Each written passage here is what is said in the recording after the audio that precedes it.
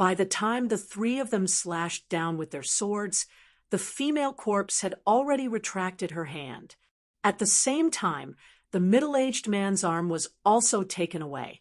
The middle-aged man was next to old He, and he wasn't an ordinary person. However, his arm was suddenly torn from his body. The sharp pain made him scream. His scream was followed by blood gushing from where his arm had been cut off. In just a blink of an eye, it formed a puddle on the ground. It was a terrifying scene. Not to mention him, I was also scared. Even though I had seen many strange things in my life, they weren't as scary as this puddle of blood. It was said that the fear of the unknown was the scariest thing. However, the person who said that had never seen a bloody scene like this. Even after many years, I still thought that the death and injury of our own kind were the scariest things for humans. I couldn't imagine that this delicate and weak female corpse could create such a bloody scene as soon as she made her move. From this, we could see that no matter what it looked like, an evil spirit was an evil spirit. The beautiful female corpse and the sinister blood infant were essentially the same. The middle-aged man's wound was still bleeding profusely, but no one dared to go over to stop the bleeding. Old He and the other two old men did not dare to act blindly without thinking. They raised the long swords in their hands and waited in formation.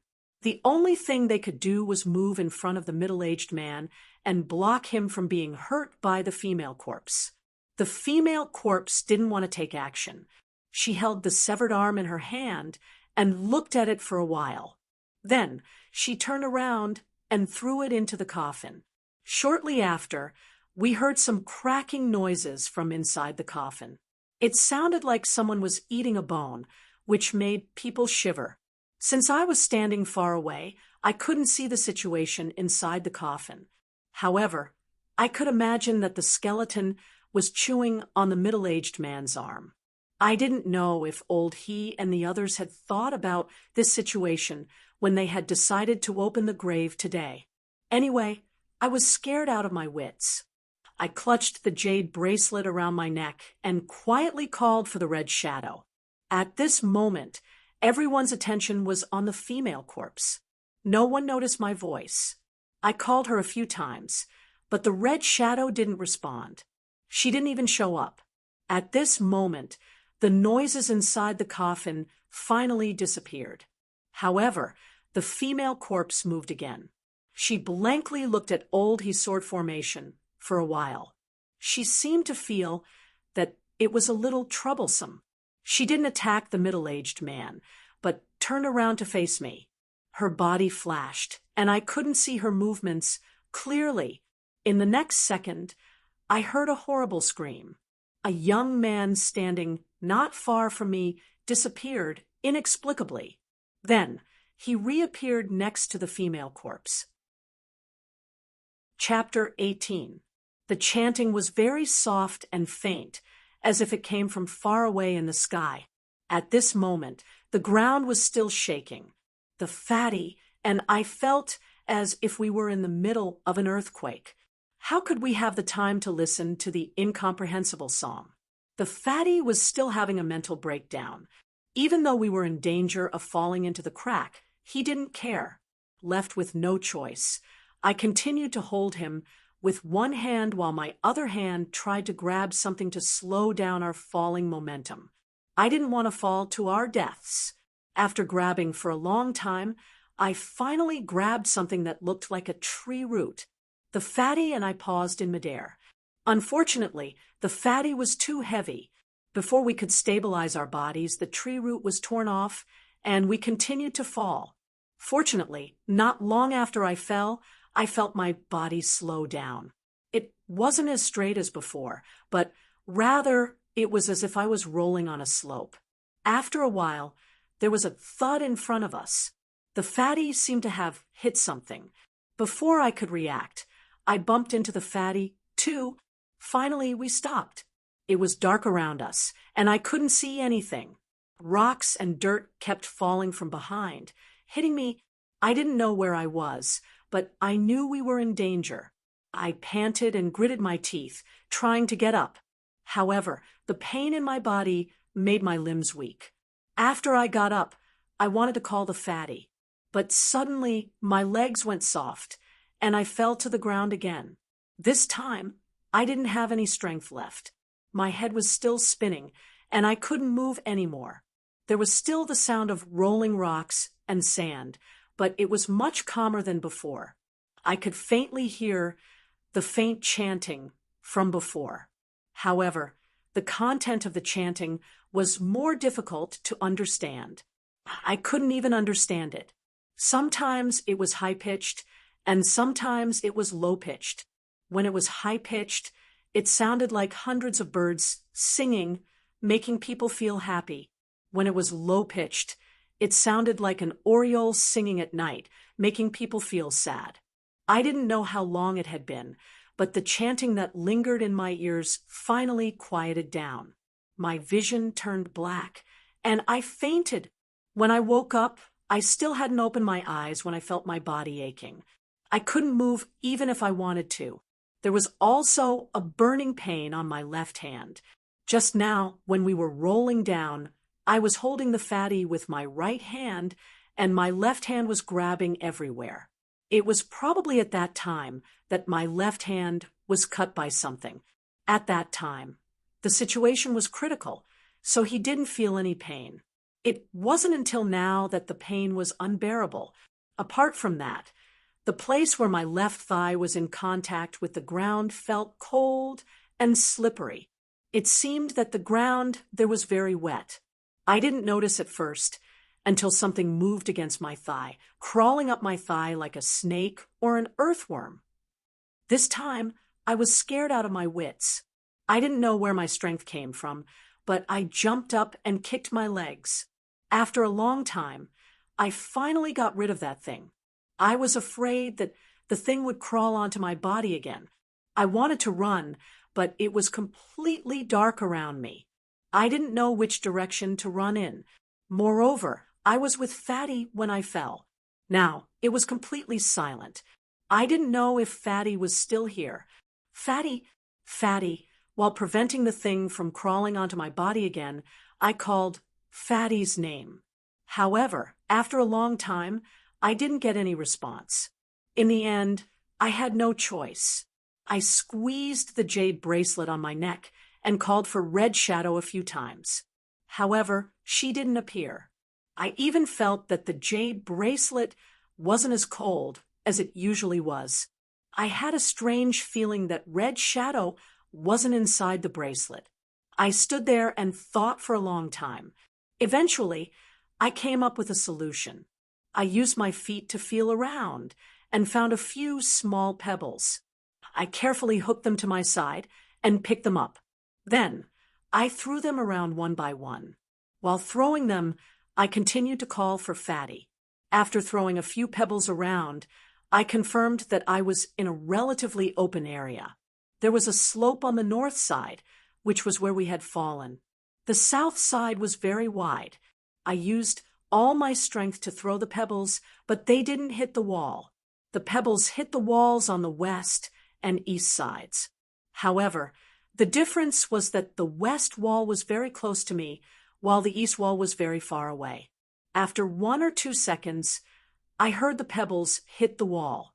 Through this method, I roughly understood that I was in a tunnel that faced the north and south. The west wall was closer to the west wall. From the pitch-black surroundings, I guessed that after we had rolled down, the gap above us had been covered. Otherwise, there would have been no light at all. After confirming the environment, I calmed down a little. I felt my way to the west wall and used my feet to collect some pebbles. Then, I threw them in the direction where I had gotten up. After throwing a few pebbles, I heard a muffled thud. It was obviously different from the sound of the pebbles hitting the ground. I was happy and hurried to call Fatty's name. I called him a few times, but there was no response. So, I continued to throw and call him again. After a long time, I finally heard a muffled groan. I had never thought that the Fatty's voice could be so pleasant to listen to. I was so excited that tears almost flowed out. I hurried to ask him, "Fatty, are you awake?" Before the fatty could reply, I heard him curse, F***CK, what the hell is this? Then there was a commotion. I guessed that the fatty was just like me. He had just woken up and found that something wet and slippery was lying on his body. He was scared. After a long time, the fatty stopped moving. He gasped for breath and asked, "Third baby, is that you? What's going on?" When we reached them, I saw the old Taoist next to old he. He was holding the torch that was the only source of light. Besides him, there were a few other people. Their ages varied, but they all looked young. They were the people who had dug up the grave with the fatty's father. However, old he, the other old man beside the old Taoist, and the middle-aged man whose arm had been torn off weren't here. That group of people recognized us. The old Taoist asked, "Are you the two kids outside?" After seeing them, the fatty and I didn't feel so scared anymore. We hurried to the old Taoist and told him what had happened after we fell. Then, the fatty asked about his father's situation. Did the old Taoist see his father's body after we fell? Strictly speaking, we were still alive because the fatty's father had sacrificed his life. Although we weren't sure if he could survive, at least we were still alive. The old Taoist sighed and shook his head. I didn't see the fatty's father's body. Then, he briefly explained the situation on their side. After they fell, the old Taoist was lucky enough to fall not far from the group of people. What was even luckier was that a car had fallen with them.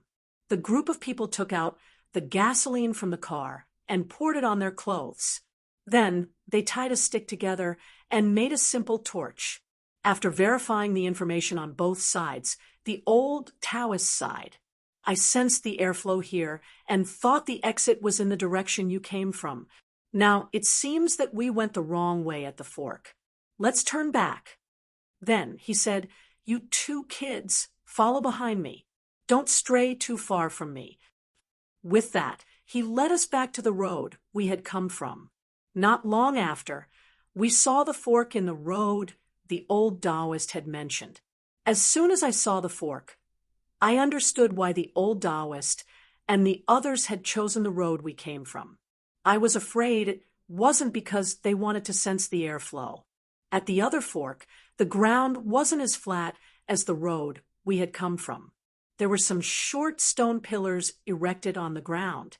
They seemed to be arranged in a messy, unknown pattern. What was even more different was that there were actually a few egg-sized beads embedded in the rock wall around the fork in the road. They emitted a faint light, causing people to feel a chill in their hearts. It was as if this place led to the yellow springs of the Nine Nether. Not to mention that the old Taoist was a very capable person. Even an ordinary person could tell that this cave entrance couldn't be entered easily. "Lu Dei, light the torch. We're going to check first." The old Taoist gave his order. Then someone lit a fire with a lighter.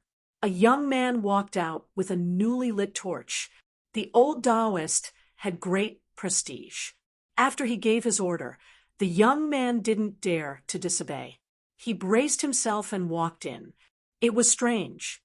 The young man was holding a torch, and the cave was decorated with pearls. Chapter 19. In the dark tunnel, everyone's hearts were stretched taut. Now that this terrifying scene had appeared, the young people standing at the edge of the tunnel collapsed. They screamed and wanted to run away. The old Taoist priest turned his head and shouted, "Calm your mind." His voice wasn't loud, but when it reached our ears, it sounded like the ringing of a giant bell. It shook our hearts and made us sober up. I was also flustered, but after hearing his words, I calmed down. The young people who wanted to run away also stopped and returned to the crowd. However, they still looked a little frightened. The old Taoist priest gazed at the dark cave for a while. Then he said to the crowd, "When you followed me from behind, you didn't see any other exits. These two kids came from the front, and said that there were no other exits. So, if we want to get out, this is the only path we can take. You've seen the danger, but we don't have any other choice. This time, we'll go in together. Then, he lifted his feet and walked toward the cave entrance. When he reached the short stone pillars, he added, "Of course, if you don't want to go in, you can choose another path." As soon as he finished speaking, his figure disappeared from the cave entrance. After the old Taoist priest brought the torch in, the light became much dimmer. The stifling atmosphere became even heavier.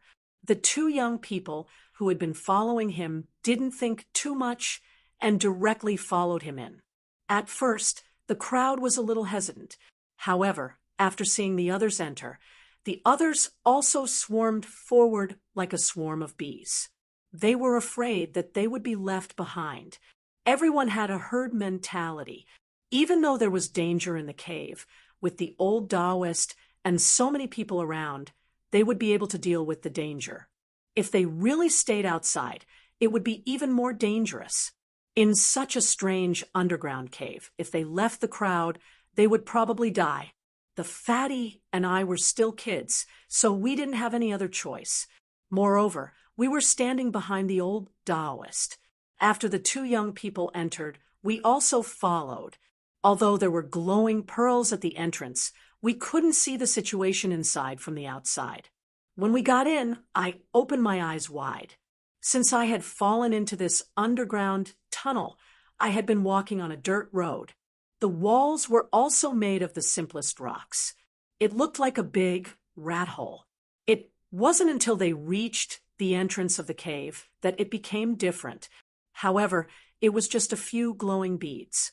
Compared to the outside, the scene in front of me was like comparing the summer palace in the Forbidden City in Beijing to a rat hole in the African wasteland.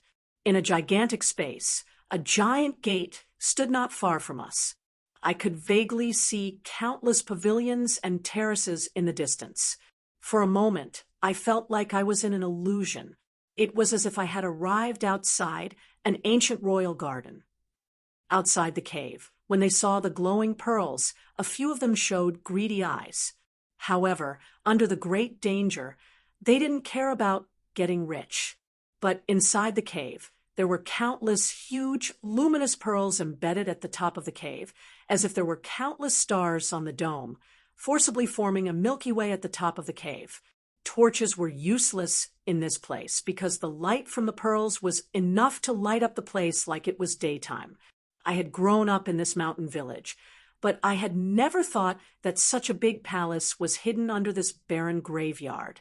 Everyone who entered the cave was dazzled. They were shocked by the scene in front of them. Only one person was an exception. The old Taoist didn't look at the pavilions, and he didn't look at the huge pearls on the ceiling. He was looking at a coffin in front of the gate. To be more precise, he was looking at a skeleton in front of the coffin. No, it wasn't a skeleton anymore. Its cheeks, neck, and chest were covered in red skin. The other parts of its body were just white bones. This skeleton's body actually grew flesh.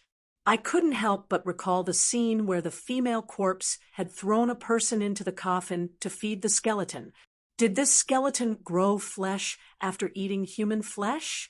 At this moment, Liu Dei, who had just disappeared, was standing by the skeleton's feet. He had a big wound on his neck, and dark blood was flowing in a puddle on the ground. Apparently, the skeleton had killed him. However, the skeleton didn't eat. It just stood in front of the coffin and stared at us with its empty eye sockets. Half of the flesh had grown on its cheeks, which looked extremely evil. When we fell into this underground tunnel, I thought that the stone coffin that the fat man's father had created at the cost of his life had smashed the female corpse and the skeleton to death. But now, it seemed that the stone coffin had only targeted the female corpse, and the skeleton had escaped unscathed.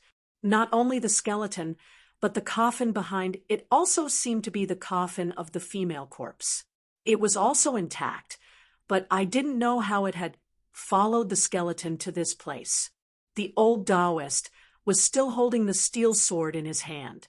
He pointed at the skeleton and said resentfully, "Because of what happened to you when you were still alive, we were kind enough to keep your corpse.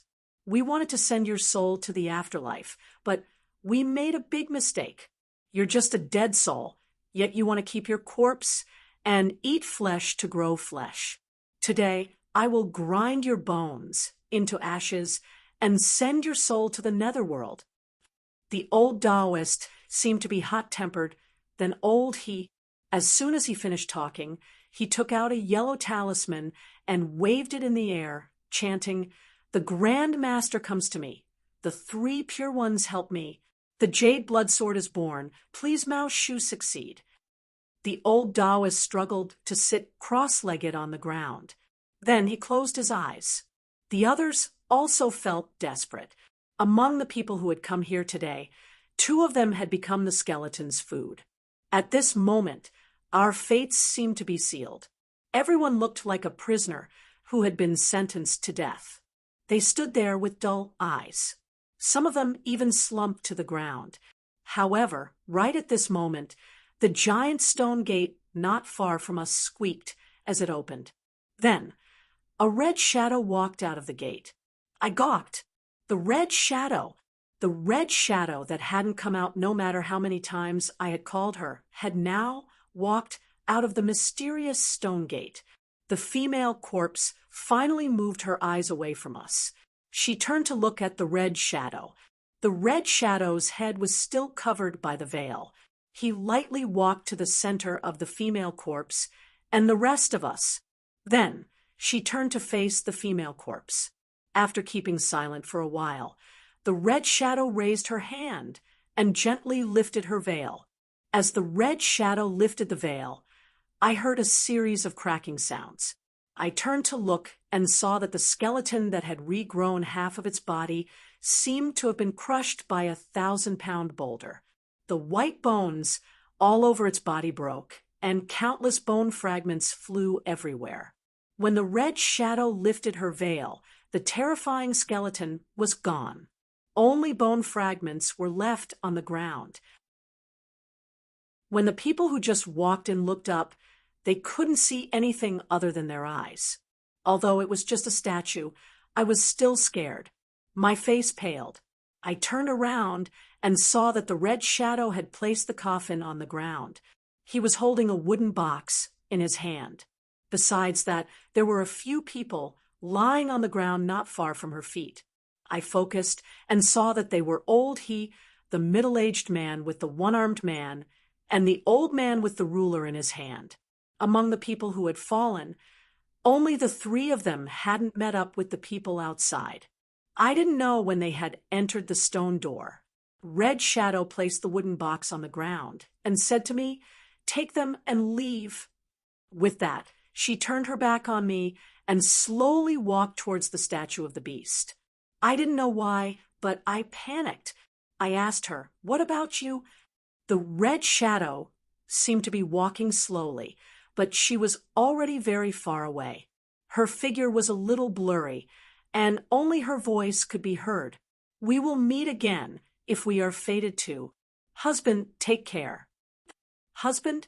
I was dumbfounded when I heard the red shadow's name. Even after she had completely disappeared, I was still bewildered. Did she just call me husband? Why? I suddenly recalled the scene in my dream when we were married. I felt that it was absurd and unbelievable. The red shadow had completely disappeared. I didn't want to think about it anymore. I hurried to wake up old he and the others. However, I had only taken 2 steps when I kicked the wooden box that the red shadow had placed on the ground. I suddenly remembered that the red shadow had said, "Take them and leave." Did she mean take old he and the others, and this wooden box? That should be the case. Otherwise, the red shadow wouldn't have purposely placed the wooden box on the ground. The wooden box wasn't big. It was only the size of a book, and it was very thin. There was a pushboard on the top, so I guessed there was something inside.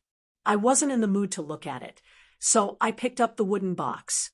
Since I was worried that Old He would ask me about the origin of the wooden box after I woke him up, I purposely put the wooden box on the waist of my pants and covered it with my shirt. After everything was done, I walked over and pushed Old He. He seemed to be unconscious as he lay there. Who would have thought that when I gently touched him, he would jump up and slap my shoulder, making me roll twice on the ground.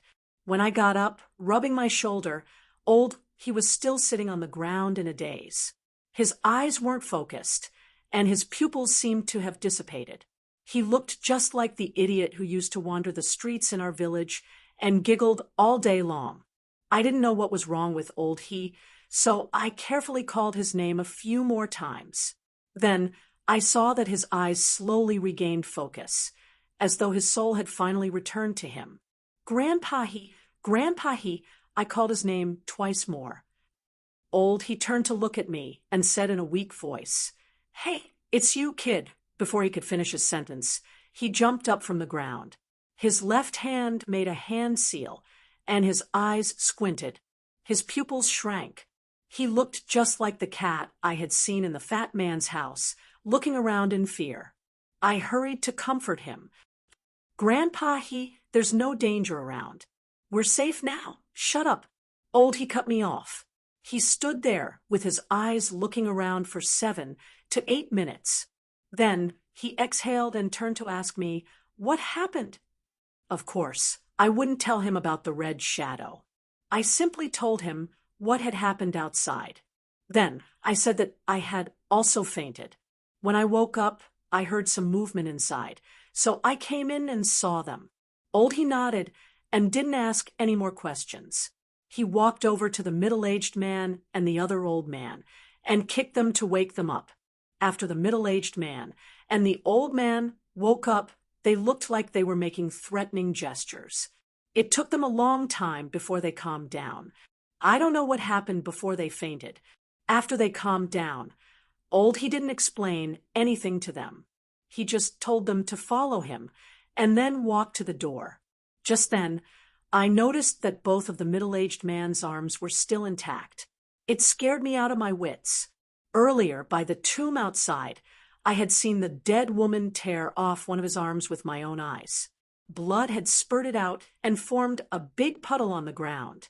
But now, only his left sleeve had been torn off from his shoulder, and there was a lot of blood around it. His arm was still intact. I pointed at his arm and opened my mouth at Old He. I was so surprised that I couldn't say anything. Old He shook his head at me and said, "Let's talk outside." Then he walked out of the stone door. When the last person walked out of the huge door, the stone door quickly closed without a sound. The people outside were still lying unconscious on the ground. Old He walked over and woke them up one by one. When they woke up, they were no different from Old He's group. Their eyes were dull, and it took them a long time to wake up. However, no one moved around like Old He's group. After waking them up, Old He didn't ask much. He did a head count and arranged for people to carry Lou Dei's body out. The entrance that we had come through didn't look like a cave anymore. It looked like an intact rock wall. On the other hand, there was a deep cave in another direction. Although the cave's appearance was strange, it was the only way. Old He didn't hesitate and lit a torch, walking in first. Not long after we entered, we heard someone shouting, "There's light!" The group lifted their heads and looked forward. Indeed, there was a faint white light in the distance. It looked like the North Star in the night sky, guiding the way. Only then did the desolate crowd finally raise their spirits and hurried on with their journey. After walking for more than 10 minutes, we finally got out of the long tunnel. When the blinding white light shone on us, we felt as if we had been reborn. Some of them even slumped on the ground as soon as they got out of the cave. It was around 4 or 5 in the afternoon. Only a few hours had passed since we had come here to open the grave. However, everyone, including me, felt as if a lifetime had passed. After a while, I looked around and realized that we weren't at the hillside where the graveyard was. We were at the foot of the mountain. Old, he saw many people slumping on the ground, but he didn't stop urging us to continue. He arranged for us to rest here, for a while. At this moment, someone finally noticed the middle-aged man's arm. He gawked and asked, "Yuan-shan, your arm, how did it grow back?" As soon as he said that, everyone turned to look at the middle-aged man, their eyes wide open. Yuan-shan didn't say anything, and he didn't look happy or happy. Quite the contrary, his eyes showed the deepest fear. He turned to look at Old's face didn't look any better than Yuan-shan's. He shook his head and was about to say something when we heard a rumbling noise from the cave entrance we had just come out from. "Not good. I'm afraid the cave is going to collapse. Everyone, leave this place." Oldie's face changed. He hurried to order everyone to leave. After we had all retreated far away, the cave entrance had disappeared. Sand, stones, and trees were rolling down from the mountain. We could even feel the tremors under our feet. There was a small earthquake here. He didn't mention Yuan-shan's arm anymore. He just silently brought us back to the village and sent me home. Then he took out a mobile phone and made a call. He asked someone to pick them up and bring them back. Since the fat man's father had passed away, he didn't let the fat man go home alone. He brought him back to the county. After they left, I had dinner at home. Then I felt dizzy and sleepy, so I went to my room to sleep. I slept from evening to early morning. When I woke up at midnight, I was still groggy, but my hand was still holding the jade bracelet on my chest. Although I knew that Red Shadow had entered the stone door, I still called out to him a few times, as if I had been possessed. Of course, there was no response. When the Red Shadow had left through the stone door, I didn't feel anything. However, when I woke up in the middle of the night, I realized that I would never see the Red Shadow again. I felt so lost. I moved my body and felt a little uncomfortable at my waist. I remembered the wooden box the Red Shadow had given me in the stone door. I hurried to take it out. After I pushed the wooden board open, I saw a stack of square silk cloths inside. At the top of the silk cloths, there were 3 big black characters written in a crooked script. I could barely recognize them. They were the words Death Scripture. Chapter 21. I had just experienced all kinds of horrors in the underground palace. Now that I saw the word death written on the cloth, I felt an inexplicable fear. But then I remembered that the Red Shadow had purposely left this for me. She must have done it for a reason. I endured the discomfort and took the cloth out of the wooden box, spreading it on the bed. I don't know what this cloth is made of, but it's very thin. It looks like a thin stack, and it doesn't even seem to be as thick as my textbook, but after it's spread out, it's very big.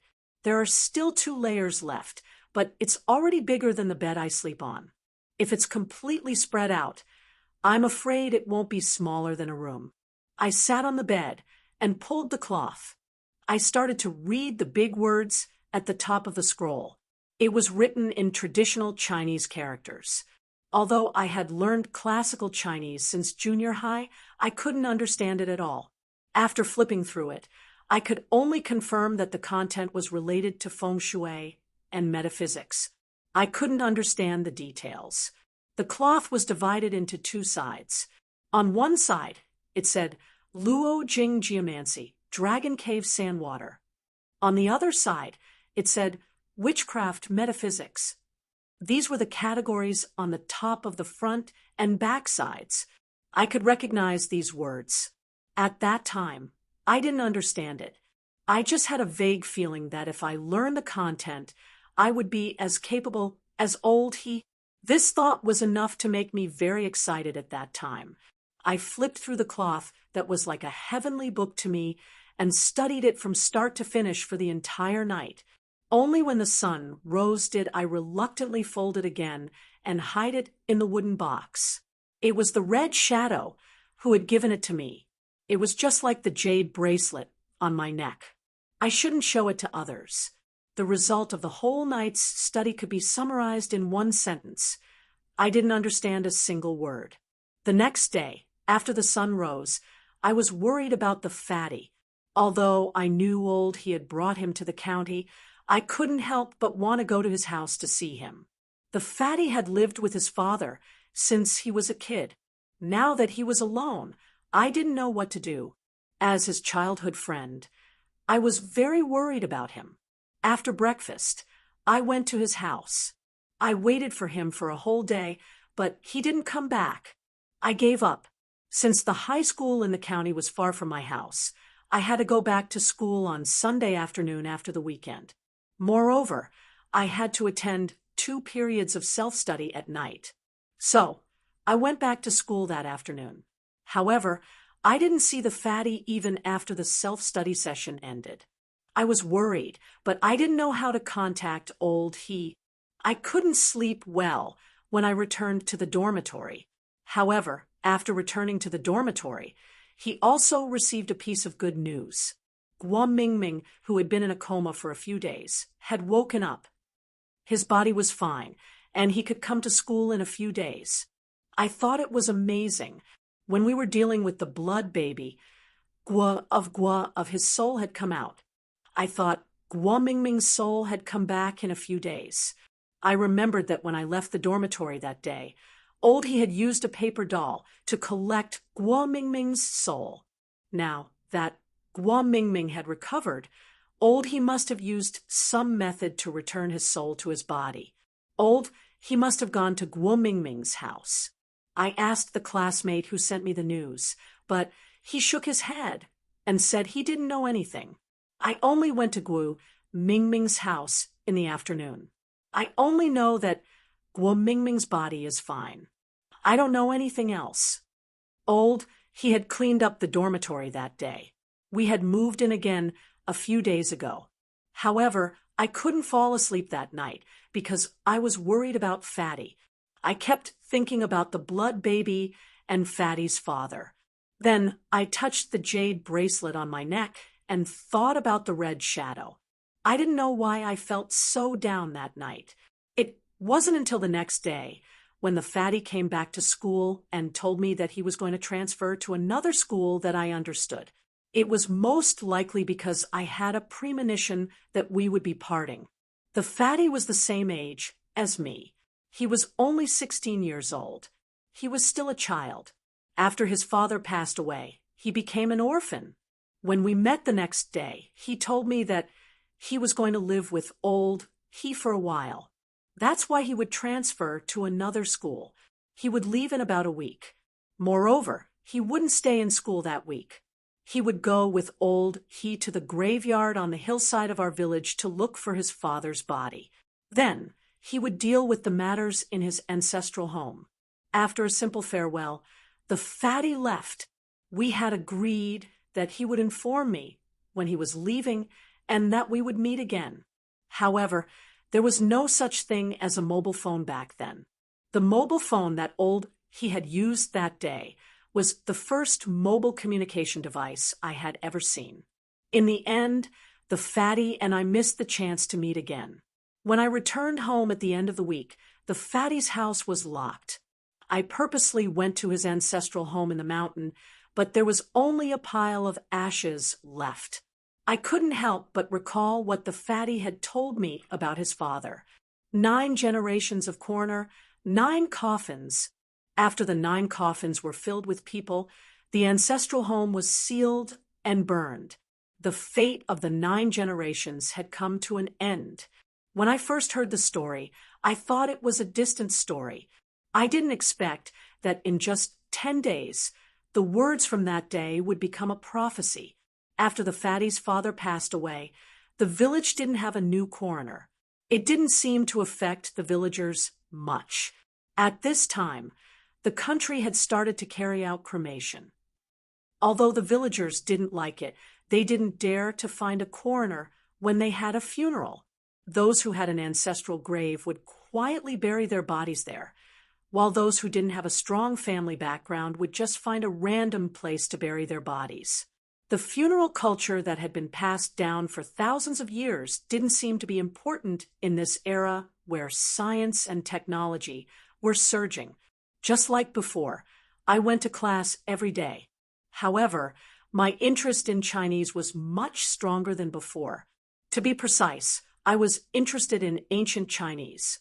As I continued to study, I could gradually understand what was written on the cloth. It was a complete inheritance of metaphysical knowledge. It could be said to be all-encompassing, and it was abnormally abstruse and profound. In the past, the education I had received since I was a child had made me scoff at these things. However, after experiencing so many things, I now believed that the knowledge passed down by my ancestors wasn't superstition. It was another kind of science. Perhaps the logic of this science wasn't as clear as the Western science system. However, after studying it for a long time, you would find the truth hidden in it. It was just like Chinese medicine and Western medicine. Western medicine could list your cell diseases and the chemical composition of medicines. It could use a set of strict logic to make you believe in its scientific nature. Chinese medicine couldn't do that. It wasn't because it didn't have strict logic, but because many people couldn't understand the basic logic of Chinese medicine.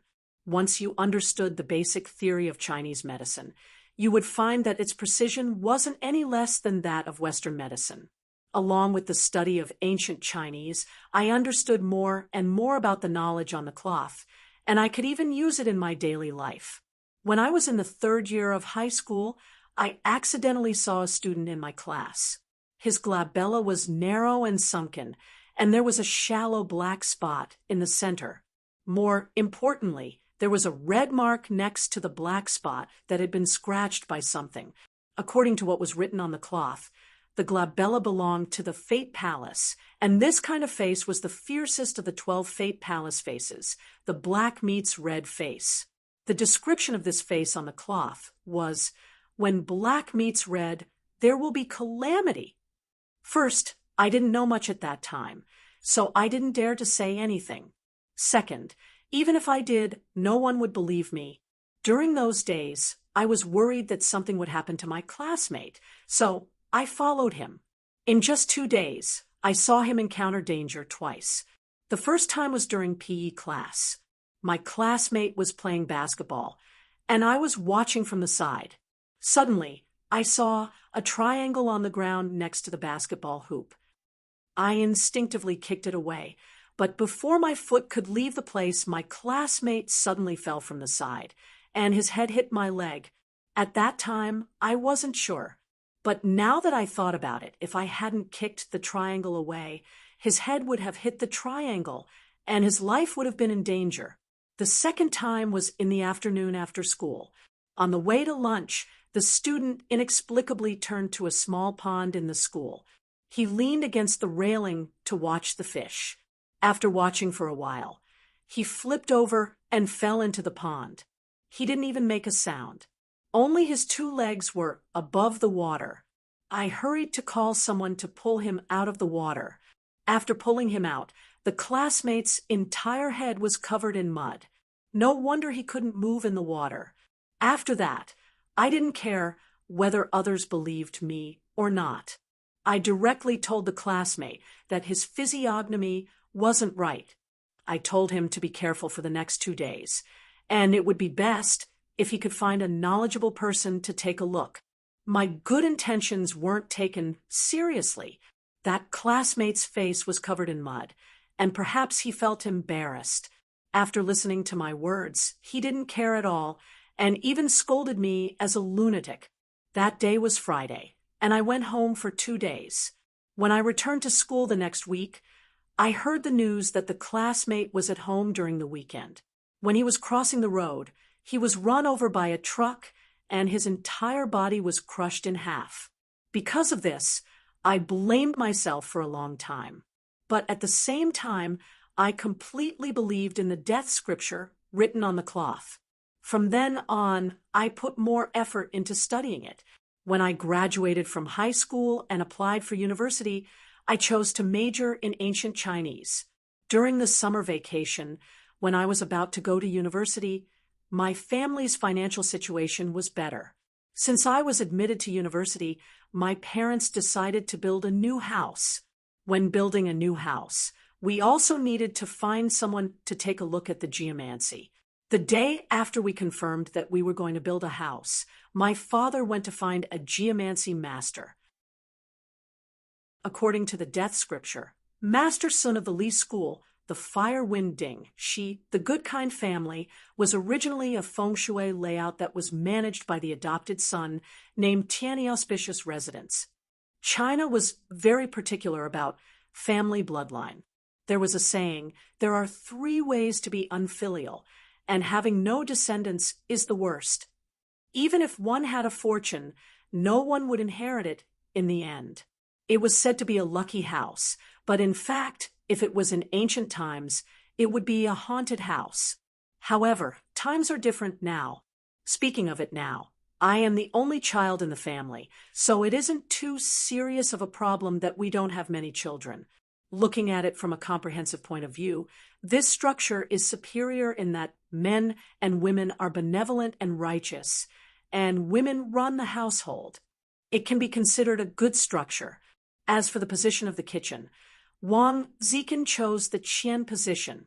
Although the main gate and the east and west residences were important, they weren't as important as the last one, the kitchen. It was said that food is the god of the people.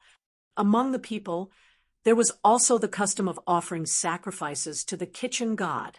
It was said that it had been around since the Qin dynasty. All of these proved the importance of the kitchen in the feng shui of the Yang residences. If the feng shui of the other residences wasn't good, it could be remedied.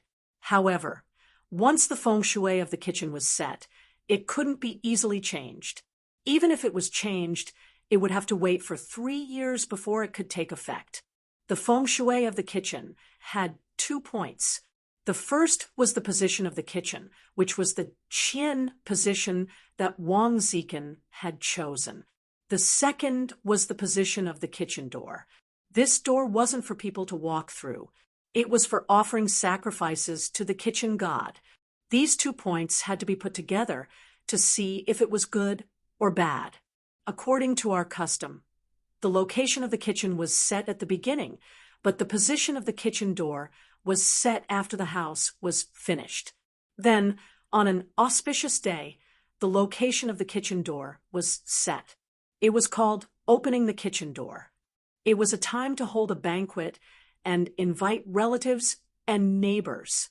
After verifying the information I had learned, I felt that there was no problem with the feng shui Mr. Wang had set. My father and I packed a bag of 1,000 renminbi and respectfully sent them to the door. Then we set a date to come to our house to open the kitchen door.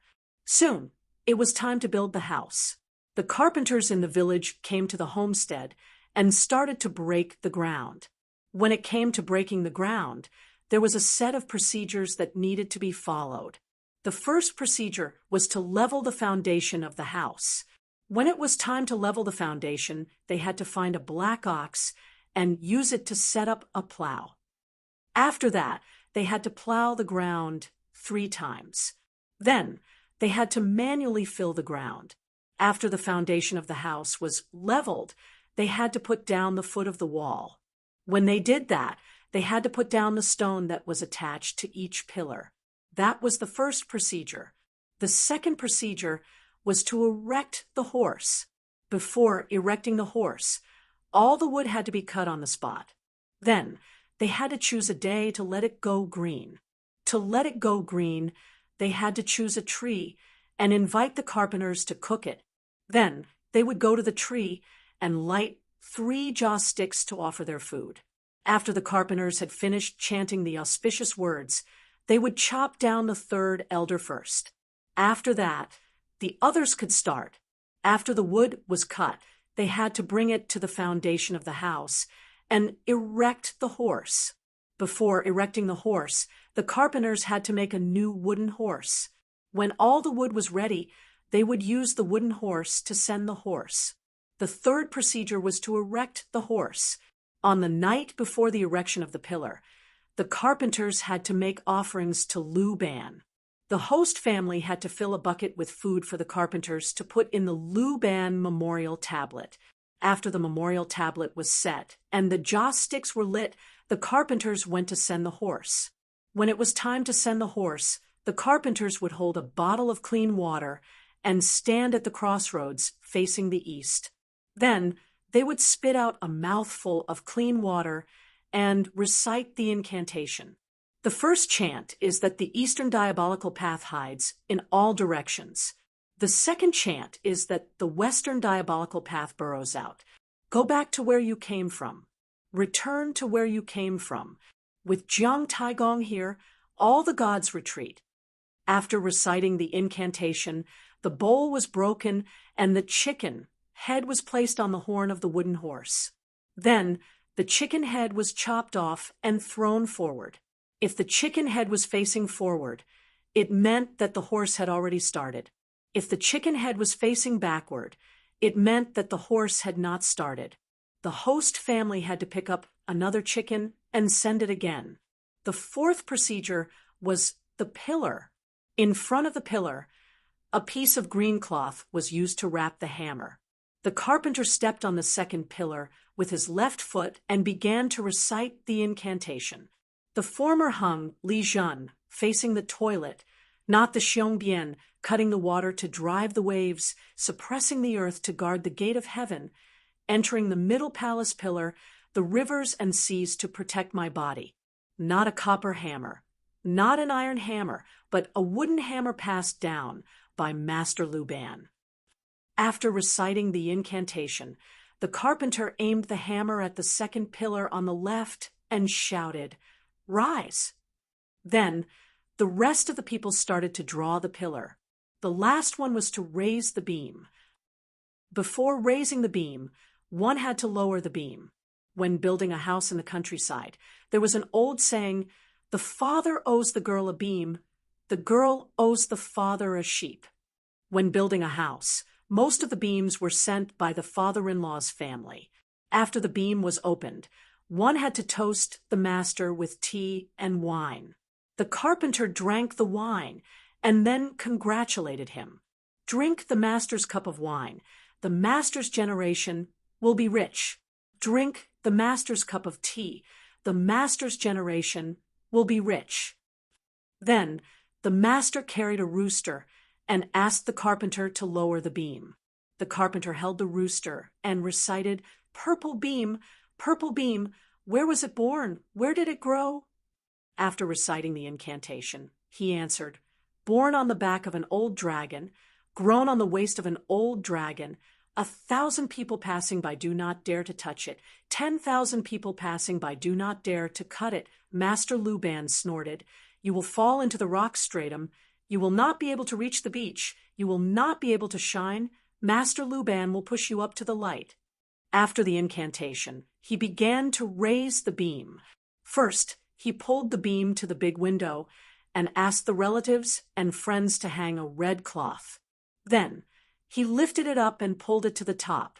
The carpenter used a ladder to climb up while reciting the incantation. "My feet step on the ladder to heaven. My hands hold the silver ladder.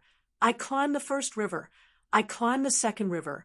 My descendants will come out to be high-ranking officials. Number 1 middle school climbs the beam. My descendants will come out to be nobles." After the beam was placed, it wasn't the end. 2 carpenters sat on each side of the beam, one holding a teapot filled with water, the other holding a wicker basket.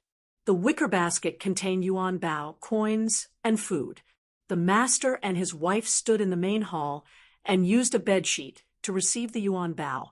The carpenter first threw the yuan bao into the master's bedsheet and asked, "Do you want it rich or expensive?" The host replied, "Even if you're rich, I want you." After throwing the yuan bao 3 times, the other carpenter poured water down. The master wanted to shout, "Money comes water comes gold, silver, and other valuables come in. Finally, the carpenter with the wicker basket grabbed the food and threw it in all four directions, shouting, "Good luck!" At this point, the ceremony of building a house came to a successful end. After understanding the customs of building a house, I compared the geomancy of houses recorded in the death scripture. I found that some of the ceremonies were related to geomancy, while others weren't. However, all the ceremonies contained a yearning for beauty and blessings to the master's house. I followed the carpenter and watched the ceremony, feeling that it was very interesting. Although the villagers were particular about building houses, the layout was small. The group of carpenters worked for 1 month and built a brand new house. Soon, it was the day Wang Zikin, and I had agreed to open the kitchen door. A few days ago, my parents had informed their relatives and neighbors to come and have a drink. Early in the morning, our relatives and neighbors came to our new house to celebrate. My parents had been busy the whole morning preparing a sumptuous feast. When it was almost noon, Wang Zikin arrived home. He said a few celebratory words out of courtesy. Then he went to the kitchen and started to calculate the location of the kitchen door with a compass. Opening the kitchen door was different from other geomancy methods. The main gate and the 4 residences all had their own rules. Even if you didn't look for a geomancy master, you could follow the location of other houses. However, the location of the kitchen door had to be determined according to the overall situation of the master's house. Even Wang Zikin had to use his compass. Shortly after, he put away the compass and pointed at the southeast side of the kitchen. That's the best location to open the kitchen door. Of course, the masons who built the house were present during the opening ceremony. They immediately opened a small door at the place Wang Zikin had pointed at. Then the relatives and neighbors started to congratulate my parents. My parents smiled happily and thanked them one by one. However, I couldn't smile at this moment. Wang Zikin had pointed at the southeast side of the kitchen door. According to the 8 trigrams, it was the Sun position. Wang Zikin had set the Qian position for our kitchen. According to the death scripture, the Qian and Sun positions were a battle between metal and wood. It was called the heavenly wind and fire. It was said to harm humans and animals and cause women to go crazy. The conclusion in the scripture was, the charm trigram leads to a bitter death. The officials and concubines give birth to lewd lives. The women go crazy. Chapter 23. Although I could see that there was something wrong with the stove door, I didn't dare to say it out loud. After all, the things recorded in the death scripture were dead knowledge. I had never come into contact with such matters before. Wang Zikin, on the other hand, was a famous geomancer. He had seen countless Yang residences. Perhaps there were some principles that I didn't understand. If I said my opinion, it would only make a fool of myself. At this moment, the relatives and neighbors had congratulated us, and the last step was to hang the peace silk before the housewarming ceremony was over. The peace silk, as the name suggested, was to hang a red silk amulet on the lintel of the main house to symbolize the safety of the house. My parents had prepared the peace silk, and they handed it to Wang Zikin. After Wang Zikin read a few happy words, they handed it to the carpenter. At this time, my dad had already placed the new mahogany ladder next to the door. The carpenter happily held up the red silk and climbed up the ladder. He hung the red silk on a nail that was specially nailed on the lintel of the door and chanted, "The family is safe and sound, wealth and good luck." As soon as the peace silk was hung, my parents finally smiled in relief. It wasn't easy to live in the countryside.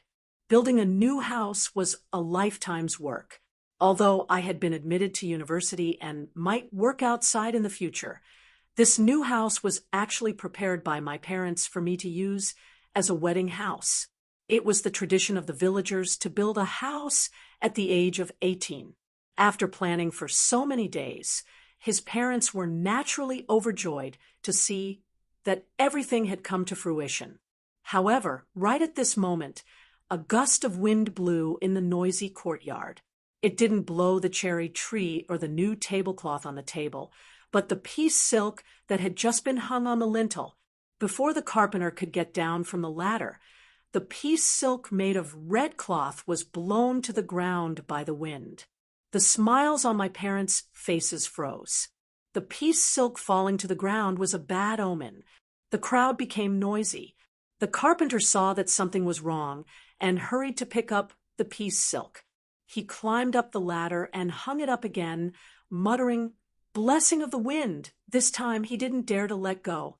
He held the silk for a long time, and after confirming that there was nothing wrong, he exhaled and let go. Hoo-hoo, just as the carpenter loosened his grip on the piece silk, another gust of wind blew over. The piece silk swayed once more before falling to the ground in front of everyone's eyes. Everyone's expression changed.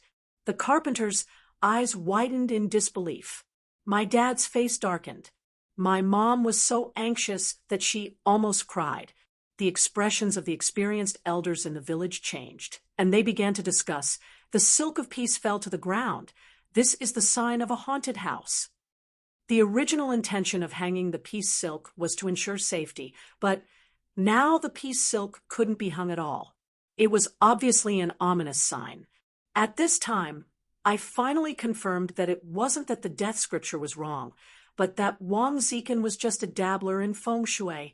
The position of the stove door was definitely wrong. In the death scripture, there was a sentence at the beginning: "A quack doctor's mistake only affects one person. A quack teacher's mistake overturns an entire family." Wang Zikin, a dabbler in feng shui, can actually make such a big name. It is really harmful. Although I was angry, Wang Zikin was still an elder, so I carefully said to my dad, "Dad, this isn't an ominous sign. It's just because the position of the stove door wasn't right." Third child, don't talk nonsense. Although my dad's expression wasn't good, he still interrupted me and turned to look at Wang Zikin. "What does a child like you know? Our Wang family has been doing feng shui for several generations, and we've never made a mistake." After this happened, Wang Zikin's expression wasn't good, and his tone wasn't right. I still wanted to say something, but my mom pulled me back and apologized to Wang Zikin. "Children don't understand. Big brother Wang, don't take it to heart. Let's first see what's wrong with the piece silk." Since my mom stopped me, I didn't say anything else and thought that Wang Zikin would find the problem and fix it. After all, he was in this line of work. If I really pointed out his mistakes, it would ruin his reputation, and we would become enemies in the future. Wang Zikin snorted and turned to look at the piece silk. The originally noisy courtyard also quieted down, and everyone waited for Wang Zikin to explain. After muttering to himself for a while, Wang Zikin stroked the goatee on his chin and said, "The piece silk fell to the ground because of the wind. The wind represents the Sun position. The main gate represents the Kuan position. The Sun palace represents the Fu Li wing. This is the result of a woman's lack of virtue, causing a disaster to the house. It's said that feng shui creates people, but in reality, people also affect feng shui. Therefore, this isn't a natural disaster, but a man-made disaster." After he said that, everyone's eyes stared at my mom. I stood on the side, completely dumbfounded. What did he mean by a woman's lack of virtue causing a disaster to the house? It meant that my mom didn't follow the virtue of a woman, causing a disaster to the house's feng shui, causing the piece silk to not hang. What did not follow the virtue of a woman mean? It didn't need to be said that everyone understood. After thinking it through, the anger in my heart burned. Because of the anger, I couldn't even speak. My mom, who stood on the side, had a deathly pale face, and her entire body trembled. Rural people's tradition was to value reputation the most, especially for women. In the city, unmarried women would be surrounded by many suitors, and people would say that they were attractive. However, in the village, there would be elders who wouldn't like it. They would think that they were attracting bees and butterflies. If unmarried women were like that, married women would have the thought of suicide if they were gossiped about. But now, Wang Zikin had said that my mom didn't follow the virtue of a woman. Who was Wang Zikin? For dozens of years, whether it was a house in the sun or a house in the dead, the feng shui of our town had always been checked by the Wang family. In the eyes of the simple villagers, the words of the Wang family were the golden rules, and they couldn't be wrong. Why? Because he was a feng shui master. His words weren't just empty words. He had seen it through feng shui. Humans could lie to others, but would the heavens lie to them? In the simple values of the villagers, God wouldn't lie, and feng shui wouldn't lie either. Today was the housewarming ceremony, and all of our relatives and friends were there. If Wang Zikin's words were spread out, my mom wouldn't be able to live. She was the most traditional and simple woman in the village. This was the most shameful crime that the villagers didn't even dare to think about. But now, someone had pinned it on her. How could she live? I felt my entire body heat up, and blood rushed to my head. I directly rushed in front of Wang Zikin and said, "Don't slander me. It's clear that you opened the kitchen door in the wrong position. You opened the Sun gate in the Qian position, and you messed up feng shui. You still have the nerve to say something like Sun Kuan Palace and Fu Liwing. You don't understand feng shui, but you still came out to harm people." Wang Zikin was also enraged. He glared at me and said, "Just now, you said that opening the kitchen door in the wrong position, and I didn't want to argue with you. But you still don't know what's good for you. You can ask, when did the feng shui of the Wang family make a mistake?" Whether they made a mistake or not, the Wang family naturally knows. Feng shui is very mysterious, and no one dares to say that they are absolutely correct. Your Wang family sure is confident. I also waited for Wang Zikin. I didn't want to give him any face. Wang Zikin appeared to be even angrier than me. His eyes looked as if they were about to spit fire. He angrily laughed and said, "Good, good, good.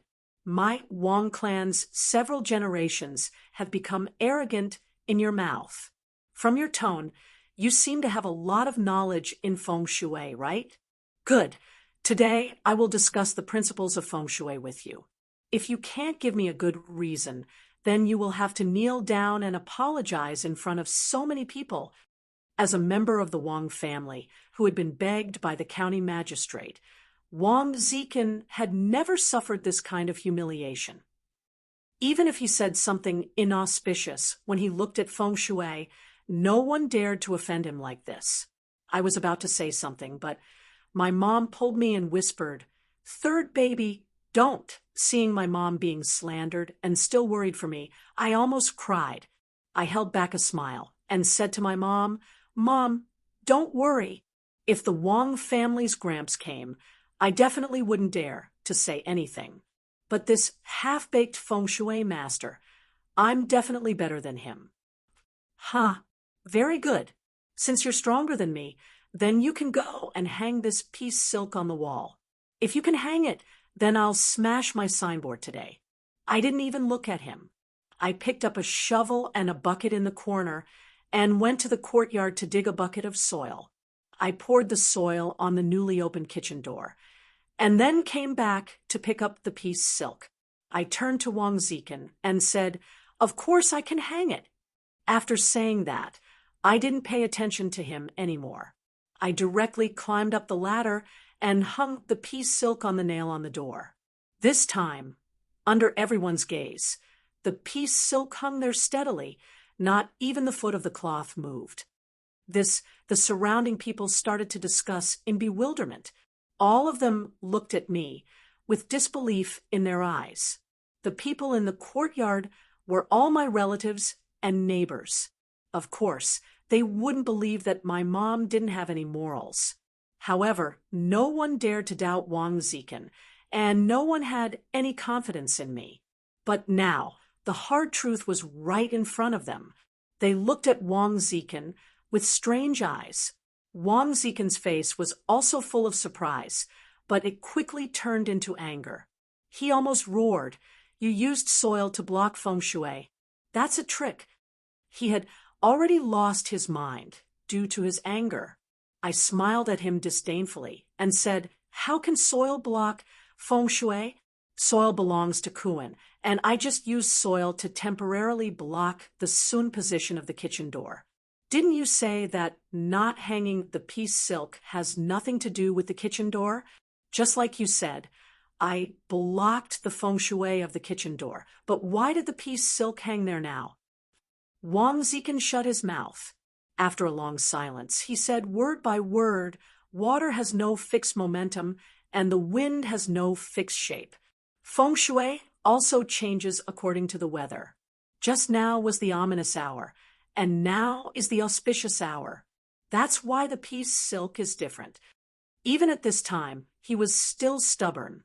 To be honest, I didn't want to destroy his rice bowl because his feng shui was wrong. It was because his character wasn't right. It was fine if his feng shui was wrong, but he didn't want to admit his mistake and put the blame on someone else. What was the difference between him and a beast? Of course, I wouldn't let him quibble like that. I directly said, "According to what you said, your feng shui was right. That proves that you opened the kitchen door at an auspicious position, right?" Wang Zikin nodded and still stubbornly said, "The kitchen door that the kitchen god used is naturally an auspicious position." Okay, I turned around and took out a pot of my mom's daffodils. I went over and placed it at the kitchen door. Then I said to the surrounding people, "Everyone, watch carefully. Put the flower in the auspicious position he mentioned. Let's see what happens." Everyone held their breaths and focused on the pot of ordinary daffodils. Chapter 24. Seeing this scene, even people who didn't understand geomancy knew that the position of the kitchen door wasn't the auspicious position that Wang Zikin had mentioned. They lifted their heads to look at him. Their eyes had changed from awe to suspicion and anger. The Wang family was the most famous geomancy family in this town. The people in the surrounding villages always went to the Wang family for funerals, weddings, and even new homes. The villagers didn't have a high income, but no one would save money for this kind of thing. Take my family as an example. When we moved the house, we had paid Wang Zikin 1,000 renminbi. My school fees were just 200 renminbi a semester. What did they want to spend so much money for? Not many people wanted to get rich. Most of the villagers just wanted to report their safety. But now they found out that they had spent a lot of money to find a half-baked geomancy master. What happened at my house today has been seen through, but what about other times? No one knows if the feng shui that the Wang family gave me in the past has any problems. Wang Zikin's face changed. He pointed at me, his face red. Eventually, he said, "It's not because I pointed at the wrong position. It's because the geomancy of your house isn't good. Unless you can point out the auspicious position of the kitchen door and let this flower bloom again, it proves that your house has a problem with geomancy." At this moment, Wang Zikin had shed all pretense of cordiality. He wasn't arguing with me about geomancy. He was just pestering me endlessly. The leaves of the daffodil were curled, and the petals had fallen off. Even if it was placed in the auspicious position, it wouldn't have much effect in a short time. Moreover, there was a saying in geomancy, "It's easy to identify the ominous position, but difficult to find the auspicious position." In other words, it was easy to identify the ominous position, but difficult to find the auspicious position. After all, there were many ominous positions and not many auspicious ones. If one wasn't knowledgeable, it would be hard to find the auspicious position among the complicated positions. An old man in the village spoke for me. Mr. Wang, no matter what, the kitchen door you pointed out is an ominous position. You can't deny it, can you? It's not easy for a child to recognize the ominous position. You want to find the auspicious position and make this dying flower bloom again. I'm afraid it's unreasonable. If children can find auspicious positions, why would they need feng shui masters? The old man was knowledgeable. He said these words to criticize Wang Zikin's sophistry. On the other hand, he wanted to give Wang Zikin a way out. He didn't want today's matter to be too unpleasant. Who would have thought that Wang Zikin wouldn't appreciate it? Seeing me standing there in silence, he thought that I wouldn't be able to find an auspicious position. He sneered and said, "Didn't he say that his knowledge of geomancy is better than mine? Humph! It's clearly his family's feng shui that has a problem. There's no auspicious position in the kitchen at all. I just didn't say it out of consideration for his family's reputation. Now, I'm being bitten by a dog. I didn't know what to say. I didn't expect him to be this shameless. He had already said that my mother didn't follow the virtues of a married woman, and he still said that he cared about our family's reputation. He was shameless. I couldn't help but stand up and say, 'You're an old man, but I didn't expect you to be so shameless. All right, I'll find an auspicious location and let you see if it's a problem with feng shui or a problem with a good-for-nothing feng shui master like you.'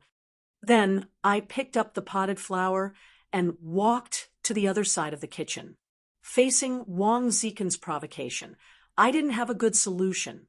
However, perhaps it was God's will, but Wang Zikin had arranged the Tianyi auspicious house layout for my family's 4 residences, and the location of the kitchen was in the Qian position. The kitchen was in the Qian position, and according to the death scripture, the auspicious position was in the Kuan position. This layout was called Heaven and Earth. The owner's mouth was flourishing, and the 6 animals were flourishing.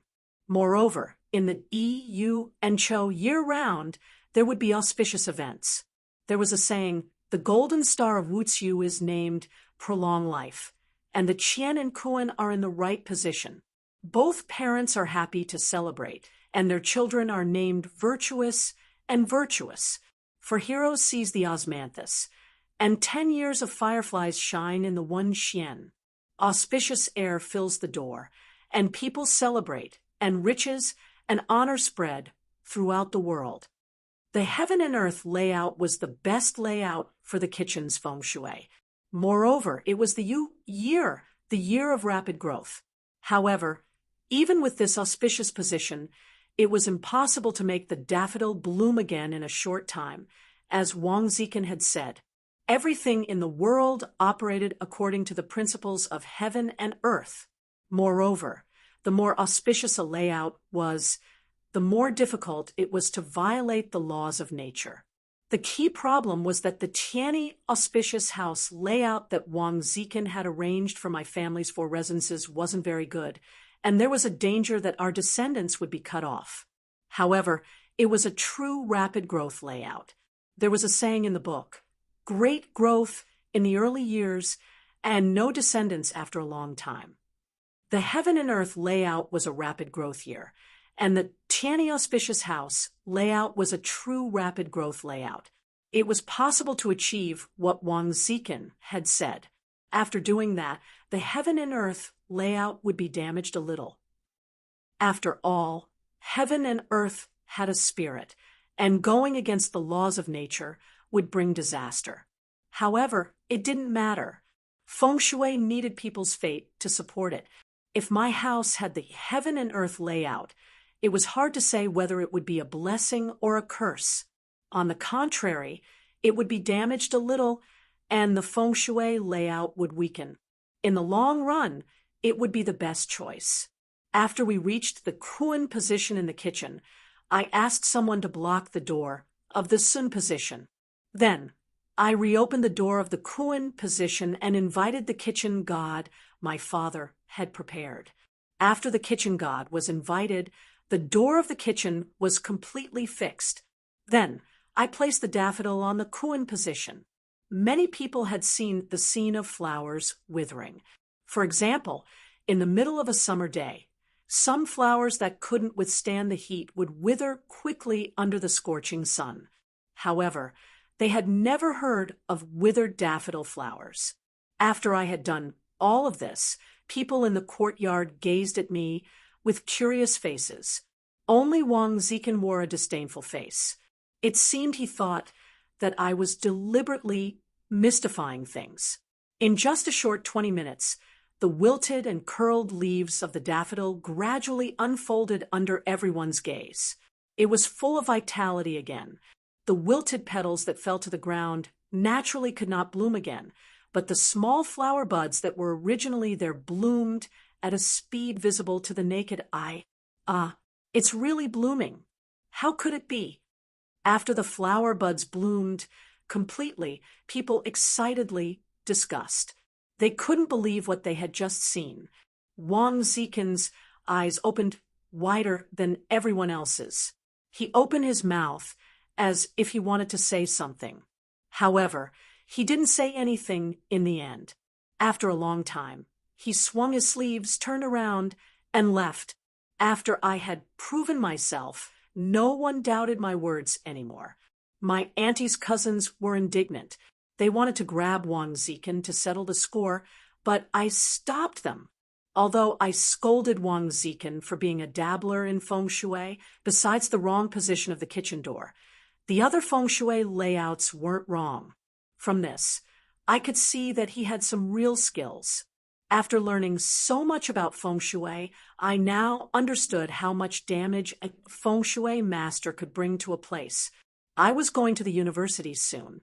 If I offended Wang Zikin too much, and he did something bad, it would be a disaster for my family. Moreover, many people in the courtyard had witnessed it with their own eyes. Feng shui was different from other professions. If he made a mistake, his reputation would be ruined. I was afraid that no one would ask him for help with feng shui in the future. After Wang Zikin left, the courtyard became lively again. My relatives and neighbors surrounded me and praised me. I'm worthy of being a university student. I know a lot about feng shui. On the other hand, my father was puzzled. Who did you learn feng shui from? How did you know so much?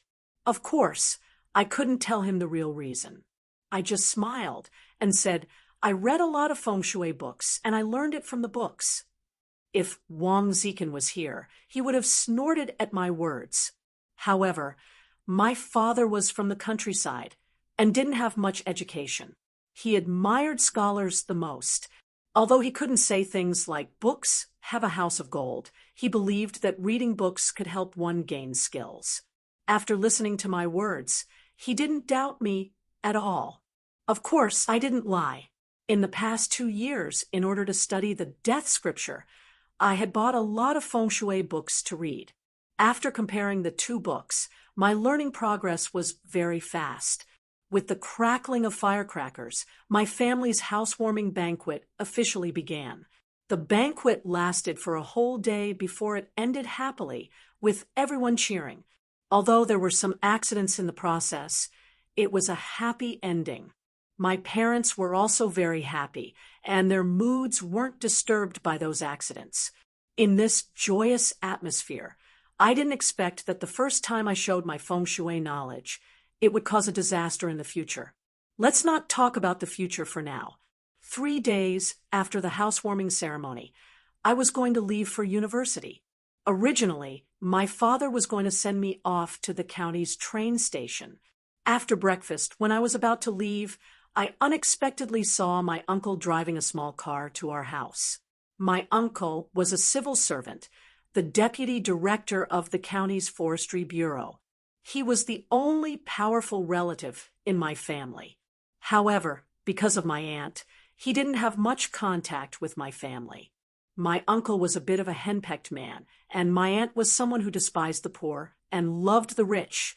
Moreover, my parents were also strong-willed, so our relationship became distant. Previously, during the housewarming ceremony, I had informed my uncle, but he didn't come. Today, however, he took the initiative to visit me and said that he would drive me to the county.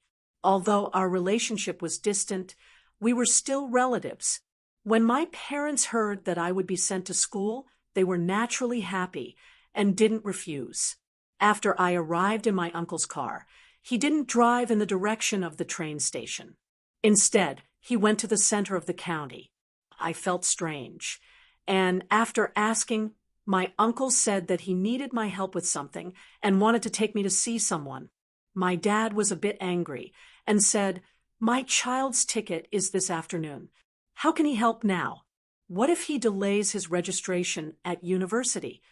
Who knew that my uncle didn't care and waved his hand. "It won't be delayed. Isn't Sam's registration the day after tomorrow? I've already booked a plane ticket for the morning after tomorrow, so he won't be late." Chapter 25. Uncle drove the car all the way to the Golden Coast Hotel in the center of the county. This was the best four-star hotel in our county. Standing at the door, you could feel the luxurious atmosphere of gold and jade. My dad had never been to a place like this before. After getting off the car, he didn't know where to stand and looked at my uncle anxiously.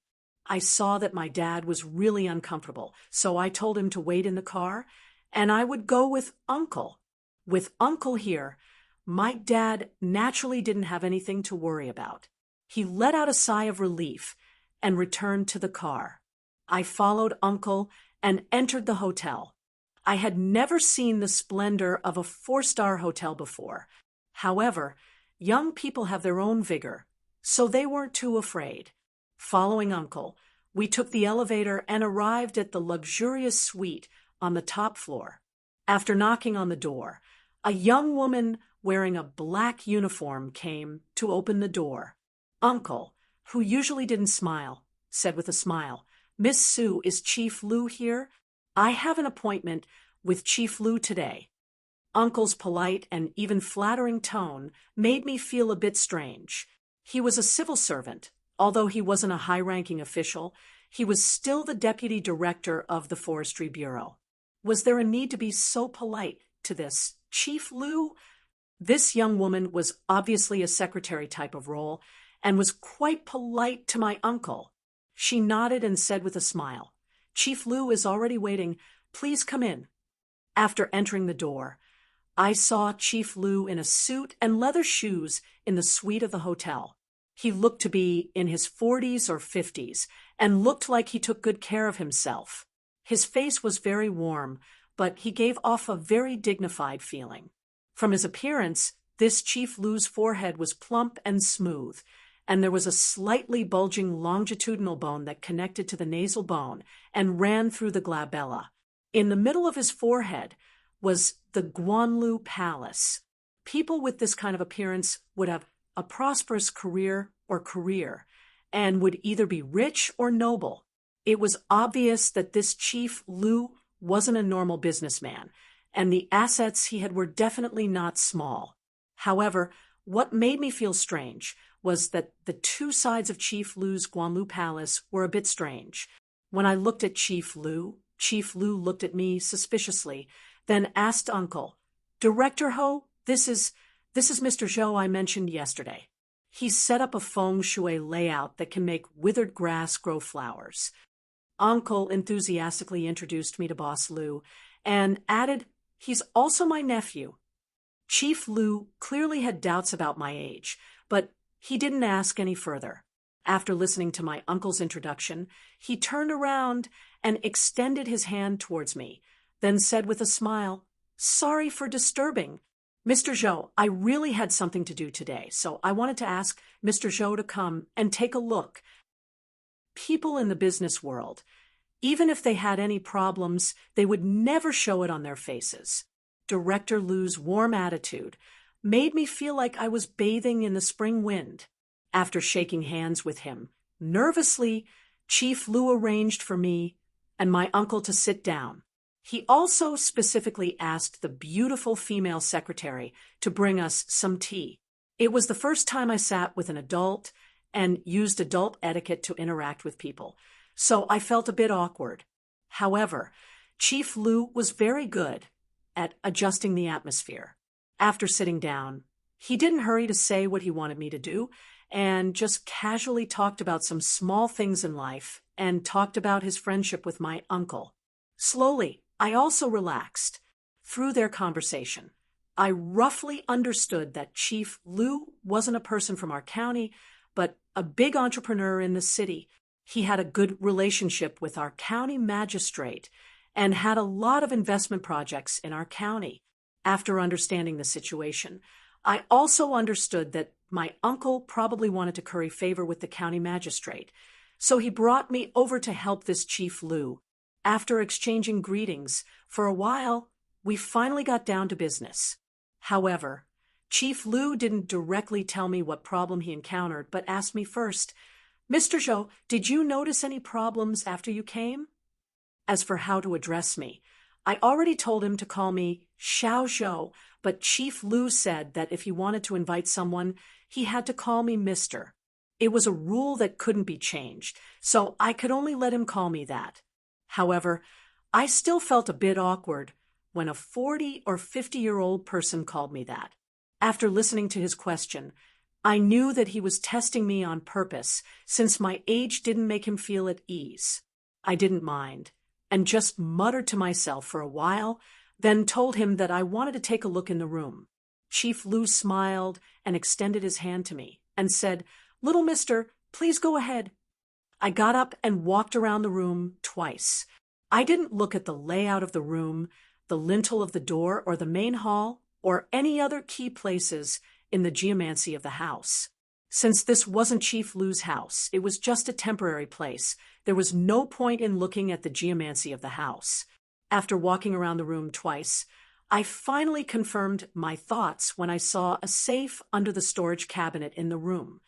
When I entered just now, I saw that Chief Lu's forehead was plump and wide, and his face was extremely good. However, the two sides of his forehead were a bit uneven, and the color was dark. The two sides of his forehead, in terms of fortune, are the palaces of his parents, which represent the health of his parents and ancestors.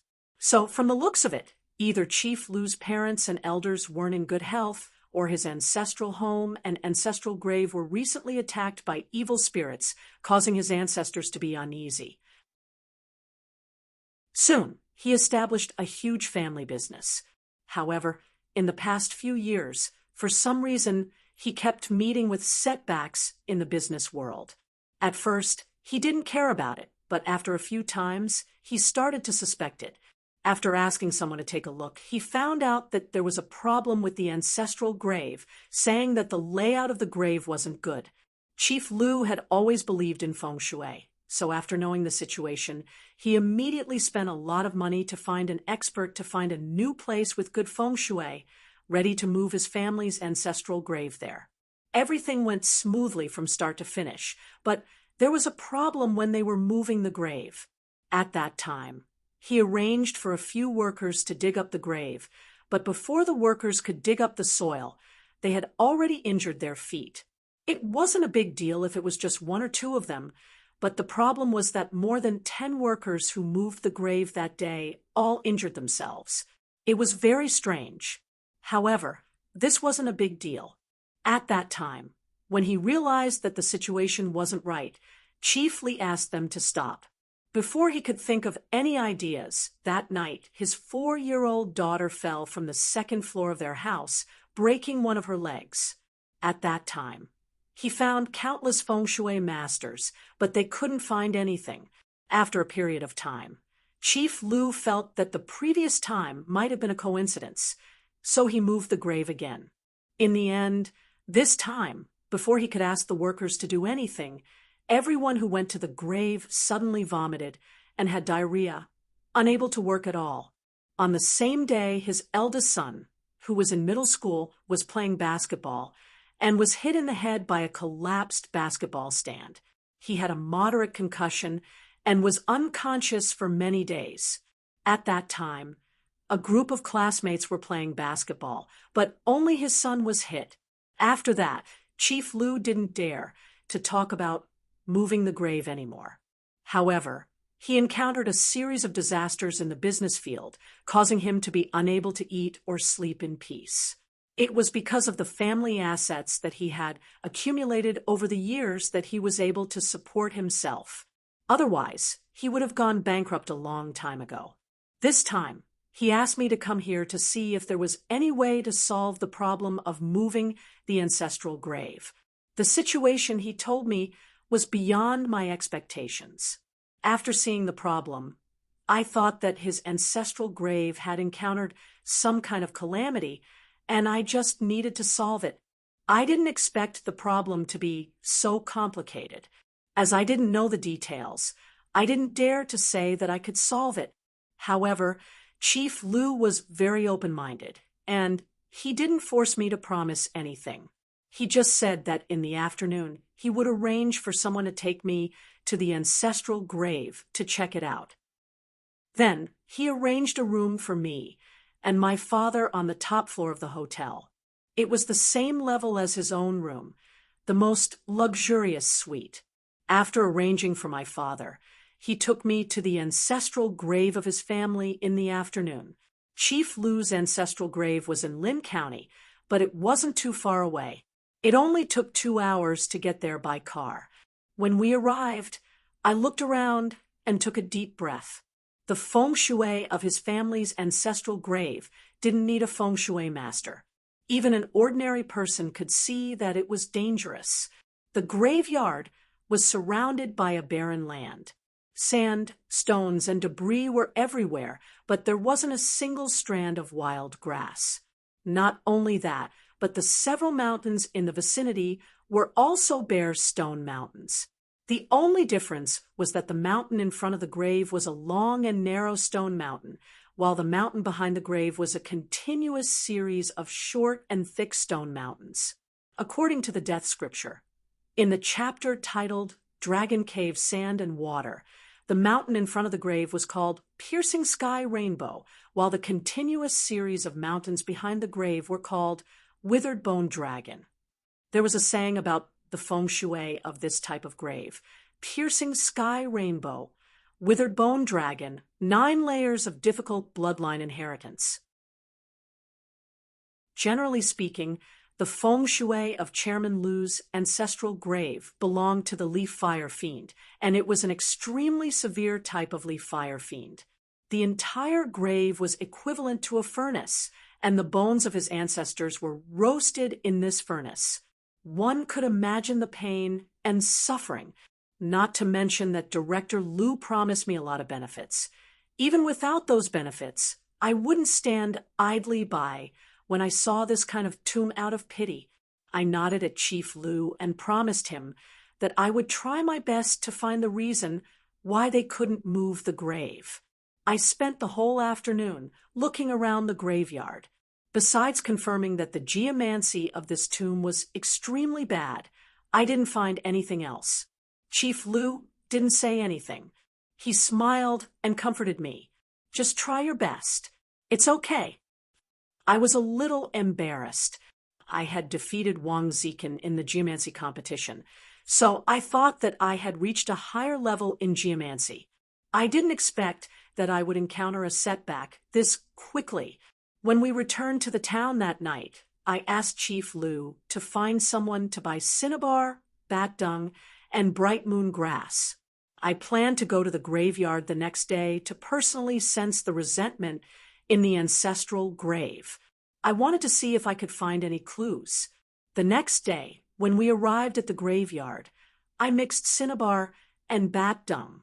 Then I scattered them around Chief Lu's ancestral grave. Cinnabar had a strong yang energy, which could break the yin energy. Bat dung, on the other hand, was called luminous night sand in Chinese medicine. It could be used to treat eye diseases. In feng shui, bat dung had the effect of locking the yin energy. It was similar to Chinese medicine. Eye diseases were caused by the stagnation of yang energy in the eyes. For example, when a person burned with internal heat, they would have eye wax. Bat dung had the effect of locking the yin energy. It could ensure that the yin and yang energy in the eyes were in harmony, which could help to treat eye diseases. The mixture of cinnabar and bat dung had a strong effect on locking the yin energy. Today, I wanted to personally sense the resentment in the ancestral grave. To prevent any accidents from happening to Chief Lu's family, I had to use the yin locking formation to lock the yin energy in the entire ancestral grave. After setting up the cinnabar and bat dung, I removed the leaves of the bright moon grass, leaving only the rhizome. Then, I followed the instructions in the death scripture and tied 3 small knots on each rhizome. Then, I placed them around the ancestral grave, according to the 8 trigrams. After setting up the yin locking formation, the yin energy in the graveyard was isolated from the outside world. The cool feeling of the graveyard disappeared. Chief Lu's beautiful secretary stood next to me. She was surprised and asked, "Why is the weather so hot all of a sudden?" It was summer, and after the yin energy was isolated, the temperature was around 30 degrees Celsius. It would be strange if it wasn't hot. After arranging everything, I asked Chief Lu and the others to stay outside. I grabbed a hoe and walked into the formation. The difference in temperature was obvious. The temperature inside the formation was 10 degrees Celsius lower than the outside world. I could even feel the cold air surging around me. To avoid any mistakes, I purposely went to the place where Chief Lu had told me about the previous time. I read the clear and bright spell under my breath. Then I picked up the hoe and started to dig. After digging twice, I felt the yin energy around me thicken and the temperature drop. I even had goosebumps. I didn't move and continued to dig. However, before I could pick up the hoe, I caught a glimpse of an old man in front of me. His skinny body was curled up. He was sitting next to a tombstone not far from me. His eyes were cold and gloomy as he gazed at me. At that moment, I recalled the feeling I had when I saw the flesh-eating baby for the first time. It was as if my body had fallen into a cold cellar, and my mind wasn't clear anymore. I guess the reason why the previous gravediggers had done this to themselves was because they had seen the scene in front of them. After losing their minds, they couldn't control their bodies anymore. I bit the tip of my tongue and hissed, "Clear your eyes! Listen! Calm your mind!" It was the simplest fiendish breaking spell. However, people had yang energy to protect their bodies. When they lost their minds, the simplest fiendish breaking spell could work wonders. After chanting the spell, my eyes brightened. The shriveled old man disappeared from my sight. The cold and gloomy surroundings seemed to have softened a little. It wasn't as cold as before, which was bone-chilling. After walking out of the yin ceiling formation, Chief Lu came to greet me. "Did you find anything?" I nodded. The ghost that looked like an old man was Chief Lu's ancestor. When a ghost suffered, it was the same as when a human suffered. It could be seen from the outside. Sometimes the ghost's skin was torn, and sometimes the limbs were disabled.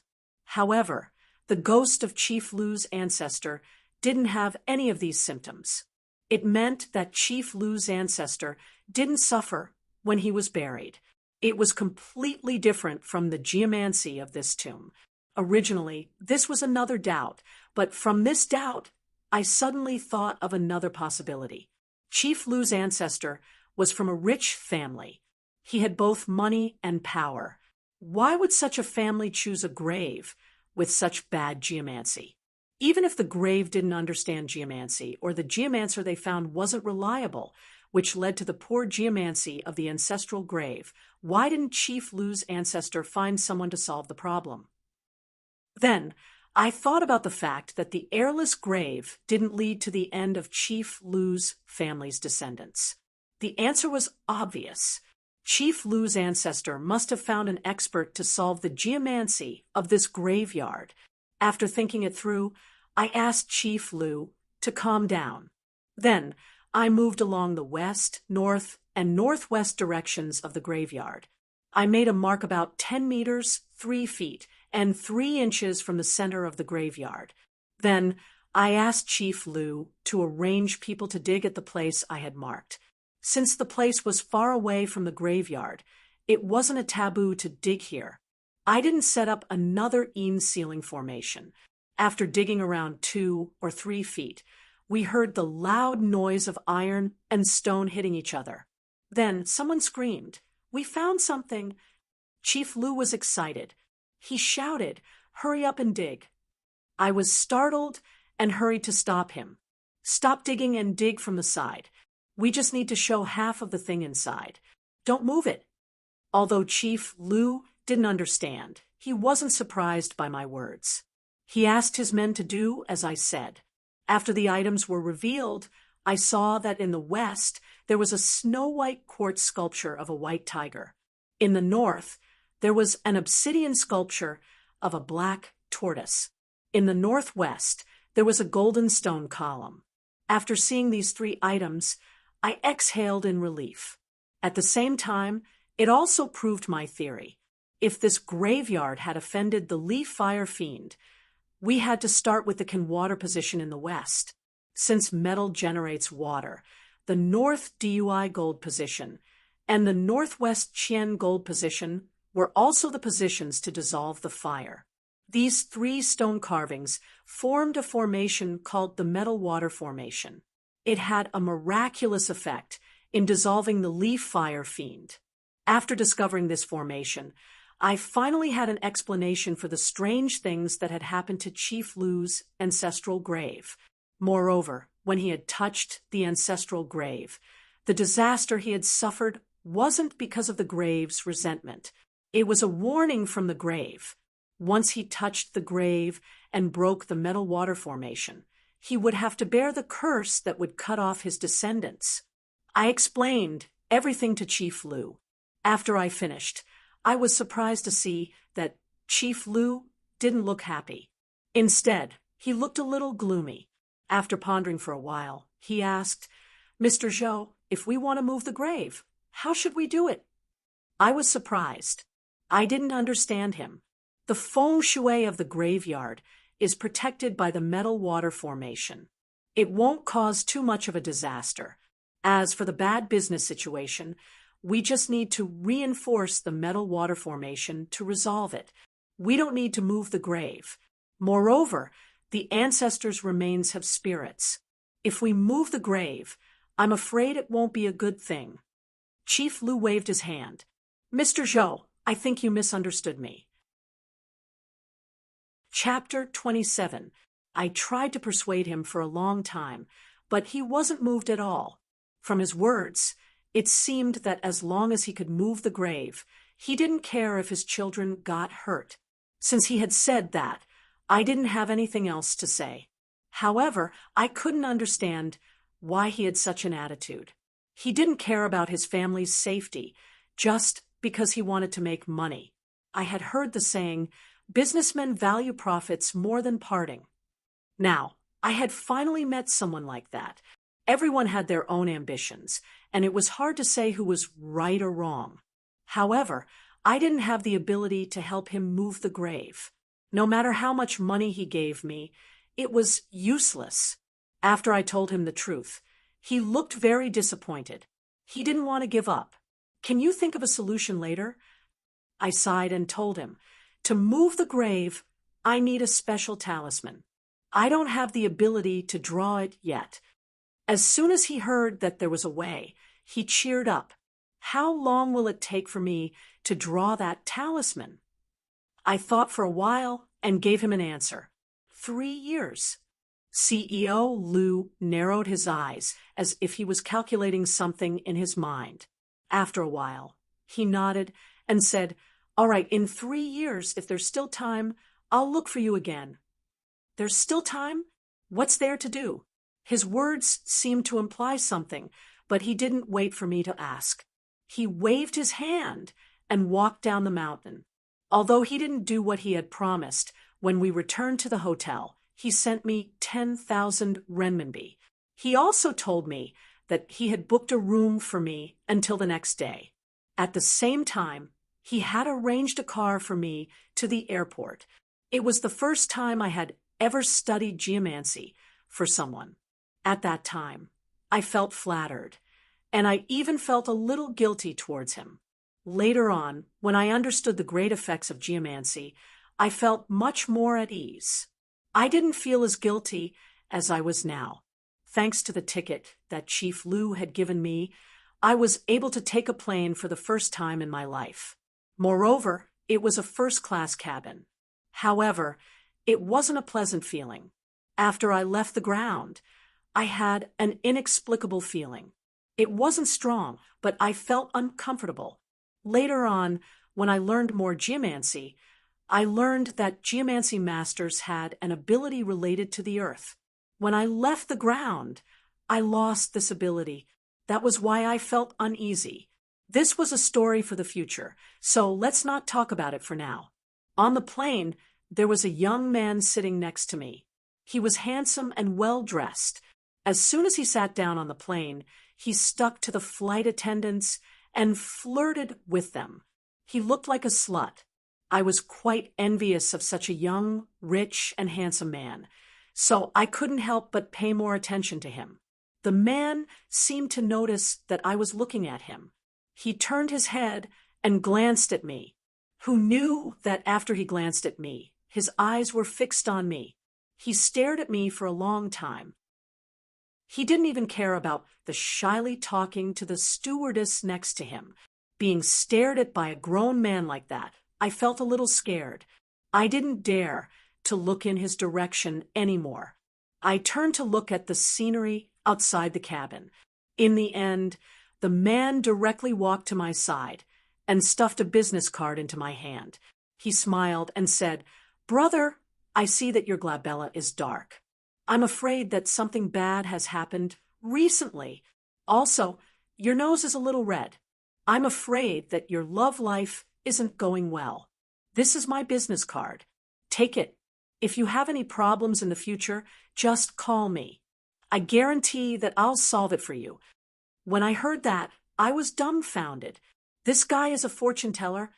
He read my fortune? But a dark glabella, bad luck, a red nose, bad feelings. What kind of twisted logic is this? I've heard of fortune tellers swindling money before.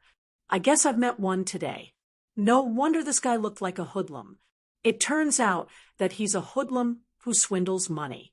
I didn't think that swindling money was a good job these days. I could even sit in first class on a plane. However, this guy's eyesight wasn't good. Although I was also in first class, I was poor. If he wanted to swindle me, he made a mistake.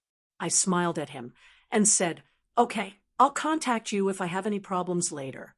It was obvious that I was trying to brush him off, but he didn't care. He only chuckled and said, "Then we'll meet again in the future." After saying that, he turned around and returned to his seat. He continued to play with the beautiful air stewardess. I took a look at the business card in my hand. There was no beginning or end to it. There wasn't even a job title written on it. There was only a name and a phone number. However, the name was a little strange. It was called Nangong. I've heard of the surname Nangong before, but I didn't think that this guy would directly use this name. From the looks of it, it was probably a fake name. I didn't pay much attention to it. I put the business card in my pocket and threw this matter to the back of my mind. After entering university, the exciting university life was completely different from middle school. When school started, a lot of student clubs became active. I didn't want to sign up at first, but I accidentally found a club called Yishui Research Club. I didn't think that there would be such a club in school. With the attitude of making friends and learning Yishui, I signed up to join the Yishui Research Club. After joining, I followed the members of the club and held a few meetings. Only then did I realize that the so-called Yi Research Club was just a hobby class. A group of people would take books like the Book of Changes and casually flip through them. Then they would talk nonsense, and it was considered a meeting. This was still good. There were even some people who took horror novels and told each other stories. After a few meetings, I lost interest in this Yi Research Club and didn't have any hope. I might as well study the death scripture instead of hanging out with them. During this period of time, my feng shui knowledge had reached a bottleneck. Previously, I had only studied knowledge, but now I gradually began to try to make talismans and comprehend the qi that feng shui masters talked about. This qi had the same sound as qi, and it also meant qi. However, it wasn't the qi that we breathed. The profoundness behind it was hard to describe with words. Only by comprehending qi could one be considered to be a feng shui master. Only then would one be able to make talismans and learn the true methods of a feng shui master. This was also the reason why I told Chief Lu that I could make talismans in around 3 years. Thus, I was very busy during this period of time and didn't have much time to waste. Unfortunately, the vice president of the Yi Research Club happened to be my senior from the previous year, and his dorm was right across from mine. Since I had talked about some of the more profound content of feng shui in the previous meeting, this senior immediately treated me as a close friend. Whenever there was an activity in the Yi Research Club, he would definitely come and do everything possible to pull me in. It was purely a waste of time, but it wasn't easy to refuse. Every time I went to an activity, it made me miserable. Just as I was thinking about leaving the Yi Research Club, this senior called Dai Nanzhou suddenly came to find me mysteriously. He lowered his voice and told me as if he had discovered a shocking secret. "Did you know that something big happened in our school?" This fellow was usually very surprised, so I didn't mind and casually asked him, "What happened?" "Something happened in our female dorm." This guy purposely said the words girls' dormitory, loudly. After saying that, he looked at me with a proud expression. I didn't say anything, but a group of people in the dorm surrounded me and chattered about what happened. All of their eyes were wide open like animals in heat, and they were filled with a desire for knowledge. Dai Nanzhou cleared his throat and said unhurriedly, "In our female dormitory at midnight last night, there was a sudden scream. At that time, half of the people in the building were startled awake. Many people didn't know what happened, so they turned their heads and went back to sleep. However, the few people in our third-year female dormitory couldn't sleep. This fellow acted like a storyteller, and some of his hot-tempered roommates couldn't take it anymore, and hurriedly told him to stop bullshitting.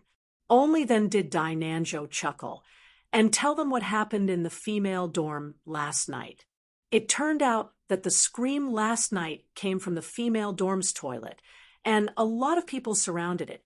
They found a third-year female student in the toilet. Her name was Su Ziyu. When a group of people rushed over, the girl called Su Ziyu was hugging her knees, sitting on the floor of the toilet and shivering. Everyone went over to ask, and Su Ziyu said that after she fell asleep last night, a little girl suddenly came over and woke her up, telling her that there was a lot of blood on her bed. Su Ziyu lifted her blanket and looked, and she didn't know when there was a basin under the blanket, and it was half full of blood. She was so scared that she quickly got off the bed. Then the little girl asked her to take the basin and pour the blood into the toilet, and she followed the little girl to the toilet in a daze. When she got to the toilet, she poured half of the blood into the basin, then went to the water pipe to wash the basin, but when she turned the faucet, all that flowed out was blood. She turned around in shock to look at the little girl, but the little girl suddenly jumped into the sink, hugged the faucet, and drank the blood that flowed out. Only then did Su Ziyu scream in shock, waking up half of the people in the dorm. The group of people was frightened by Su Ziyu's story, and when they went back to ask her roommates, they all scoffed, saying that they hadn't slept yet. So how could there be a little girl? It was just that Su Ziyu slept for a while, then suddenly got up and went to the bathroom with the basin. At that time, they thought she was going to wash up, so they didn't ask at all.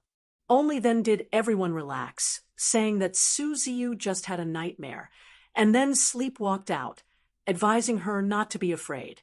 Su Ziyu was the only one who swore that it was true. After a while, Su Ziyu felt a little better after being comforted by everyone, and she went back to the dorm to sleep.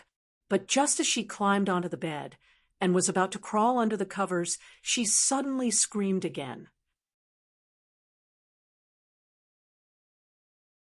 Holding a flashlight, we quietly went to Su Ziyu's dormitory and opened the door. As soon as I opened the door, I felt a wave of Yin energy hitting my face. My previous doubts disappeared. Although I didn't know why Su Ziyu didn't have Yin energy, I was sure that a spirit had been in this dormitory. I pulled myself together and read the calm heart mantra. I wanted to tell the other students to be careful. However, after looking around, I saw that everyone was tense and tense. I didn't want to add to the tense atmosphere, so I didn't say anything. In the pitch-black dormitory, only the light from the flashlight illuminated the area in front of us. Moreover, the environment was much colder than outside. The members of the East Study Club didn't have the same ambition as before, and they could only brace themselves to stay calm. Only Dainanzhou was brave enough. He raised his flashlight and walked to Su Ziyu's bed. He lifted the plastic sheet and excitedly said, "The mark left by the bloody basin is here." After shining the flashlight, I saw that the bed sheet was gone, and only the mattress was there. In the middle of the mattress, I could vaguely see a blood-colored pattern. I guessed it was the blood on the bed sheet that had seeped out. Looking at the blood stain was completely different from listening to someone else talk about it. Even I felt cold, let alone the other students. They were so scared that they didn't dare to talk. I walked over and pressed my hand on the blood stain. Then I rubbed it in front of my eyes to confirm that it was indeed blood. However, the blood stain was filled with an evil Yin energy. It was cold to the touch, as if it had just been taken out of an ice house. While I was thinking about the strange blood stain, Director Huang stuck a yellow talisman on the blood stain. Then he retracted his hand and said in a trembling voice, "It's done. We just need to suppress the blood stain. How about we go to the toilet to check?" I guess the others had the same idea, so they all agreed with him. I nodded. There were no ghosts in the dormitory, so we should go to the toilet to check. We left the dormitory and rushed to the toilet. Before we entered, the Yin energy in the toilet was so thick that it gave us goosebumps. The toilet was a place to store Yin energy, so it was usually colder than other places. Now, with the Yin energy lingering in the air, the temperature was at least 10 degrees lower than outside. Dainanzhou mumbled, "Why is it so cold?" He had been brave before, but now he looked scared.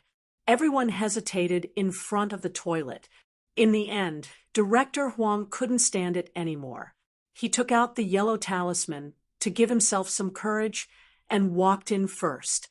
After we entered the toilet, my eyes gazed at the innermost cubicle where the Yin energy was the thickest.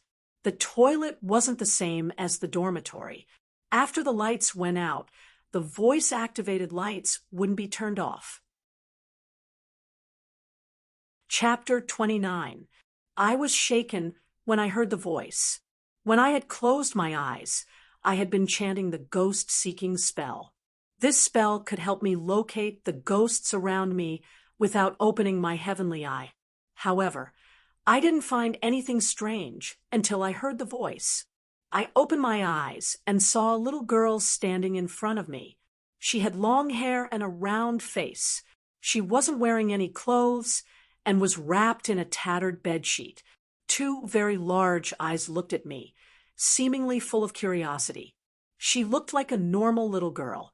However, if I looked closely, I would see a tinge of cyan under her fair skin. She didn't cast a shadow under the light. Looking at the innocent little girl in front of me, my heart felt numb. The death scripture said that as long as I chanted the ghost-seeking spell, all ghosts within 1 jang of me wouldn't be able to hide. Who would have thought that I would encounter an accident the first time I used it? In my memory, I had seen the soul of my middle school classmate Guomingming, and I had seen Chief Lu's ancestor appear outside the ancestral grave. However, their souls were very vague, not as solid as this little girl in front of me. The feeling this little girl gave me was similar to the feeling I had when I saw the female corpse. It was as if her real body was standing in front of me. However, I knew that when I had walked into this room, there had been nothing there. I squeezed the peachwood branch in my hand. I didn't dare to be careless because of the little girl's innocent appearance. Back then, the female corpse also looked very graceful and alluring, but as soon as she made a move, it was a killing move. After a while, the little girl got bored. She made a face at me, pushed the door open, and skipped out of the room. I exhaled in relief. Then, I remembered that the people from the E-Study Club were still outside. My heart tightened, and I hurried to follow her. As soon as I reached the door, I bumped into Dai Nanzhou. When he saw me, he exhaled in relief. "What were you doing in there? Why did I hear you talking to someone? Don't scare me." I was afraid that something might happen, so I didn't have time to talk to him. I pushed him away and looked around. The students from the E-Study Club were standing not far from me. They looked at me curiously, but they didn't seem to see the little girl. I looked around and saw the little girl standing in front of the toilet. Her big eyes blinked as she peeked inside. When she saw me, she made a face at me, then turned around and walked out of the toilet. I didn't have the confidence to subdue this strange baby girl, and I didn't dare to provoke her. I didn't tell the others, but I told them that I wanted to go back to the dormitory to look for clues. Then I asked for the key and hurried out of the toilet. When I got out, I saw the little girl standing in front of Su Ziyu's dormitory. She was pushing the door with both hands, and her feet were kicking the ground. Her body was bent at an angle. However, Sue's dormitory was still locked, and she couldn't push it. Moreover, ghosts and spirits had illusory bodies, and most of them didn't have any energy. Although this little girl was different, she was still one of them. After I followed her, she gave up on pushing the door open, turned around, and said to me with a pout, "Degij, can you help me open the door?" Seeing that the little girl didn't look fake, I braced myself and nodded at her. Then I asked her, "What do you want to do inside?" The corners of the girl's mouth curled up. "I'm going to find my mommy." I was startled and thought of Su Ziyu. However, the little girl in front of me looked around 5 or 6 years old. She couldn't be Su Ziyu's child. I asked, "Who's your mommy?" The little girl said, "Mommy is my mommy. Big brother, help me open the door. I haven't seen my mommy for a long time." Then she grabbed my arm and hung on it like a spoiled child, swaying from side to side. Her body was very light, and she hung on my arm as if she was weightless. Since there was no one in the dormitory, I wasn't worried that something would happen to her. I opened the door with the key and walked in with the little girl. After entering the room, the little girl excitedly ran towards Su Ziyu's bed. She stopped when she reached the bed and pouted, sobbing, "Mommy's not here anymore." I was even more puzzled. I pointed at Su Ziyu's bed and asked the little girl, "Did Mommy sleep here before?" "Yeah." The little girl rubbed her eyes and sounded wronged. "Yesterday, I asked Mommy to play with me, but today, Mommy left. She doesn't want me anymore." Sob. Then she pouted and cried again. However, ghosts didn't have tears. Although she cried for a long time, she didn't shed any tears. I was even more puzzled. Is Suziu really this little girl's mother? But Suziu is only 20 years old. 5 or 6 years ago, she was only 14 or 15. How could she have a daughter? I couldn't figure it out no matter how I thought about it. But looking at her sad face, I felt sad too. I thought for a while and said, "Don't cry. I'll take you to find your mommy, okay?" "Really, big brother?" After hearing my words, she stopped crying and happily hugged my arm again. She rubbed her head against my body and acted like a spoiled child. Although this little girl had scared Suziu, she hadn't really hurt her. If she saw Suziu again, she wouldn't be in trouble. With that thought in mind, I took the little girl to Suziu's dormitory. When we arrived, the girls in the dormitory were still awake. I guess they were waiting for us. Only Suziu was lying on the bed. She seemed to be asleep. Seeing Suziu, the little girl cheered and ran over. She lay on Suziu's bed and whispered something into her ear. The other people in the dormitory couldn't see the little girl, so they could only see me. "How are you doing? Did you find anything?" I smiled and shook my head. "We're just here to have fun. What can we find?" After chatting for a while, I saw Suziu suddenly sit up on the bed. Her eyes were blank as she got off the bed. Then she took out a wash basin from under the table. She held it in her hand and slowly walked out. The girls who were chatting with me all shut their mouths. They opened their eyes wide and looked at Suziu. They were all dumbfounded. They could only see Suziu walking out alone, as if she was sleepwalking. Only I could see that the little girl was pulling on Suziu's clothes, leading the way in front of her, and she was chattering about something. It wasn't until Suziu brushed past us and reached the door that the girls in the dorm reacted. Dai Nanjo's girlfriend's face was pale. She asked me with lingering fear, "Little Jo, what should we do now? I'm afraid something might happen to Ziyu. Should we follow her?" I shook my head. "You guys stay in the dormitory and don't move. I'll follow her." I followed Suziu out of the dormitory. The little girl led her to the toilet. When we reached the door, we bumped into Ishuesha's classmates. President Huang was walking at the front. As soon as he walked out of the toilet, he saw Suziu, who was holding a wash basin. President Huang's face paled, and he fell to the ground. The others were also scared, and their faces were pale. In the end, Dai Nanjo walked up and patted Suziu's shoulder. Suziu's body shook, and the dazed expression on her face disappeared. The wash basin in her hand fell to the ground with a clang, and her face was pale. Seeing that she had woken up, a group of people quickly surrounded her and asked her what happened. Suziu briefly explained the situation. It was the same as yesterday. She was brought here by a little girl. Then, President Huang anxiously asked her where the little girl was. Suziu pointed at the toilet door and said, "She's there." The little girl was indeed standing at the toilet door, looking at Suziu with a wronged expression. However, the others couldn't see it at all. They could only look at each other and chat for a while. Then they sent Suziu back to the dormitory. After a noisy night, we didn't find anything. After persuading Suziu to sleep, I sneaked into the toilet again. At this time, the little girl was running back and forth in boredom. When she saw me come in, she stopped and asked me in disappointment, "Degitch, why do you think Mommy doesn't want to play with me?" I patted her hair and smiled.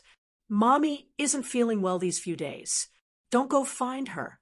Mommy will come and play with you in a few days." "Really?" She looked at me in surprise. I nodded, and the little girl became happy. She smiled and said that she would go find her mommy in a few days. Then she said goodbye to me, turned around, and skipped back to the toilet in the innermost room. Then she disappeared. Chapter 30. Growth and reproduction were the unique characteristics of living beings in the Yang world. Feng Shui said that solitary Yin creatures didn't grow, which meant that Yin spirits couldn't grow. On the other hand, from a scientific point of view, matter was conserved. If ghosts and spirits didn't absorb energy from food, they couldn't grow. However, something that didn't make sense had happened right in front of my eyes. Since nothing strange happened after that, the school decided that it was Su Ziyu's case of sleepwalking. They tried their best to cover up the rumors, and the case was left unsettled. From my knowledge of Feng Shui, I thought that the school's theory was more reliable than the theory that she was the baby girl from 7 years ago. However, I didn't know why I believed that she was the baby girl. To verify my theory, I asked Dai Nanzhou to find the birth date and photo of the girl. I wanted to summon the soul of the girl named Chun Tingting. Summoning the soul was a necessary skill for Feng Shui masters, and there were many methods recorded in the death scripture. With my current ability, it wasn't too difficult. However, the soul summoning ritual required something that had the aura of the deceased. The best choice would be the undergarments of the deceased. However, 7 years had passed, and I couldn't find Chun Tingting's undergarments. Left with no choice, I went to Su Ziyu's dormitory and collected some blood samples from her mattress. I was a little skeptical. The little girl had been looking for her mother, which was why she had lured Su Ziyu to the toilet. But why was Chun Tingting's blood on Su Ziyu's mattress? With this question in mind, I prepared the items needed for the soul summoning ritual and went to the female dormitory. Dai Nanzhou was excited when he knew that I wanted to summon the soul. He insisted on coming with me because I needed him to enter the female dormitory. Left with no choice, I took him with me. This time, without President Huang and the others leading the way, we didn't dare to pretend to be members of the student council. We followed the most common route that boys used to enter the female dormitory, which was to climb over the wall. At around 11 o'clock p.m., we climbed into the female dormitory. With Dai Nanzhou's girlfriend waiting for us, it was a smooth journey. When I saw Su Ziyu again, I checked her face. Her lower eyelids were still the same as a few days ago. However, after learning about her pregnancy, I understood that this wasn't the face of a child that was about to reach adulthood. It was the face of a child that was about to take shape in her body when she was 2 to 3 months pregnant. A fetus is an adult. In ancient times, the ceremony of coronation was also an adult. Because the fetus's formative period was relatively short, many inexperienced Feng Shui masters couldn't think of this and made a wrong judgment, just like what happened to me before. Su Ziyu's face was still pale, and it seemed like her body wasn't feeling well. Because of this incident, her pregnancy was also known by her classmates, and now she was burdened with great pressure. As a 20-year-old university girl, she would definitely not be able to bear the pressure brought by this kind of thing. In the end, she would definitely abort the child and hide from her classmates. If her mental fortitude was slightly weaker, perhaps the tragedy of Chun Tingting 7 years ago would happen again. Looking at Su Ziyu, I thought about the fetus in her body, which made me feel uncomfortable. Although the birth of this child might have been a mistake, abort the child was the same as making up for this mistake with another mistake. The fetus had to go through a developmental process. From a Feng Shui point of view, a 2-month-old baby's 3 souls weren't complete, and it hadn't formed its fate yet. In layman's terms, it didn't have any vital signs. From a legal point of view, it didn't have the right to life. If the child had an abortion, the parents wouldn't be affected much. However, after 2 months, the baby's heaven soul would gradually wake up, and its 3 souls would be complete. If the child had an abortion at this time, it would be the loss of a life. Moreover, the parents would kill their child, which was a grave sin. if the child had an abortion at this time, the parents would be affected by the karma for the rest of their lives. No matter how I looked at it, I didn't want to watch such a tragedy happen in front of me. Although it was hard for a female university student to bear this kind of pressure, if she could summon the courage to face it calmly and communicate with her family, there would be a solution. She was already an adult at the age of 20. As long as she had the courage, she would have the ability to face it. Of course, all of this depended on Suziu's will. Hence, I decided to talk to her. I asked Dai Nanjo's girlfriend to talk to Suziu. Fortunately, she was willing to talk to me even though she was in such a mental state. I brought Suziu to the dormitory alone. After we sat down on the stone bench, I asked her if she believed the school's last statement about her sleepwalking. Suziu shook her head at first, but she immediately nodded. She wore a self-deprecating smile and said, "If it wasn't sleepwalking, what else could it be? Could it be like what your E-Study Society said, that I met a ghost?" I sighed and told her about the little girl I had met that night. Then I told her about the things Dai Nanjo had found about Chun Tingting. After listening to me, Suziu's face turned even paler, but her expression became more resolute. The self-deprecating smile on her face became more obvious. She smiled at me and said, "Junior brother, don't lie to us. Your E-Study Society always talks about ghosts and demons, but who has ever seen one?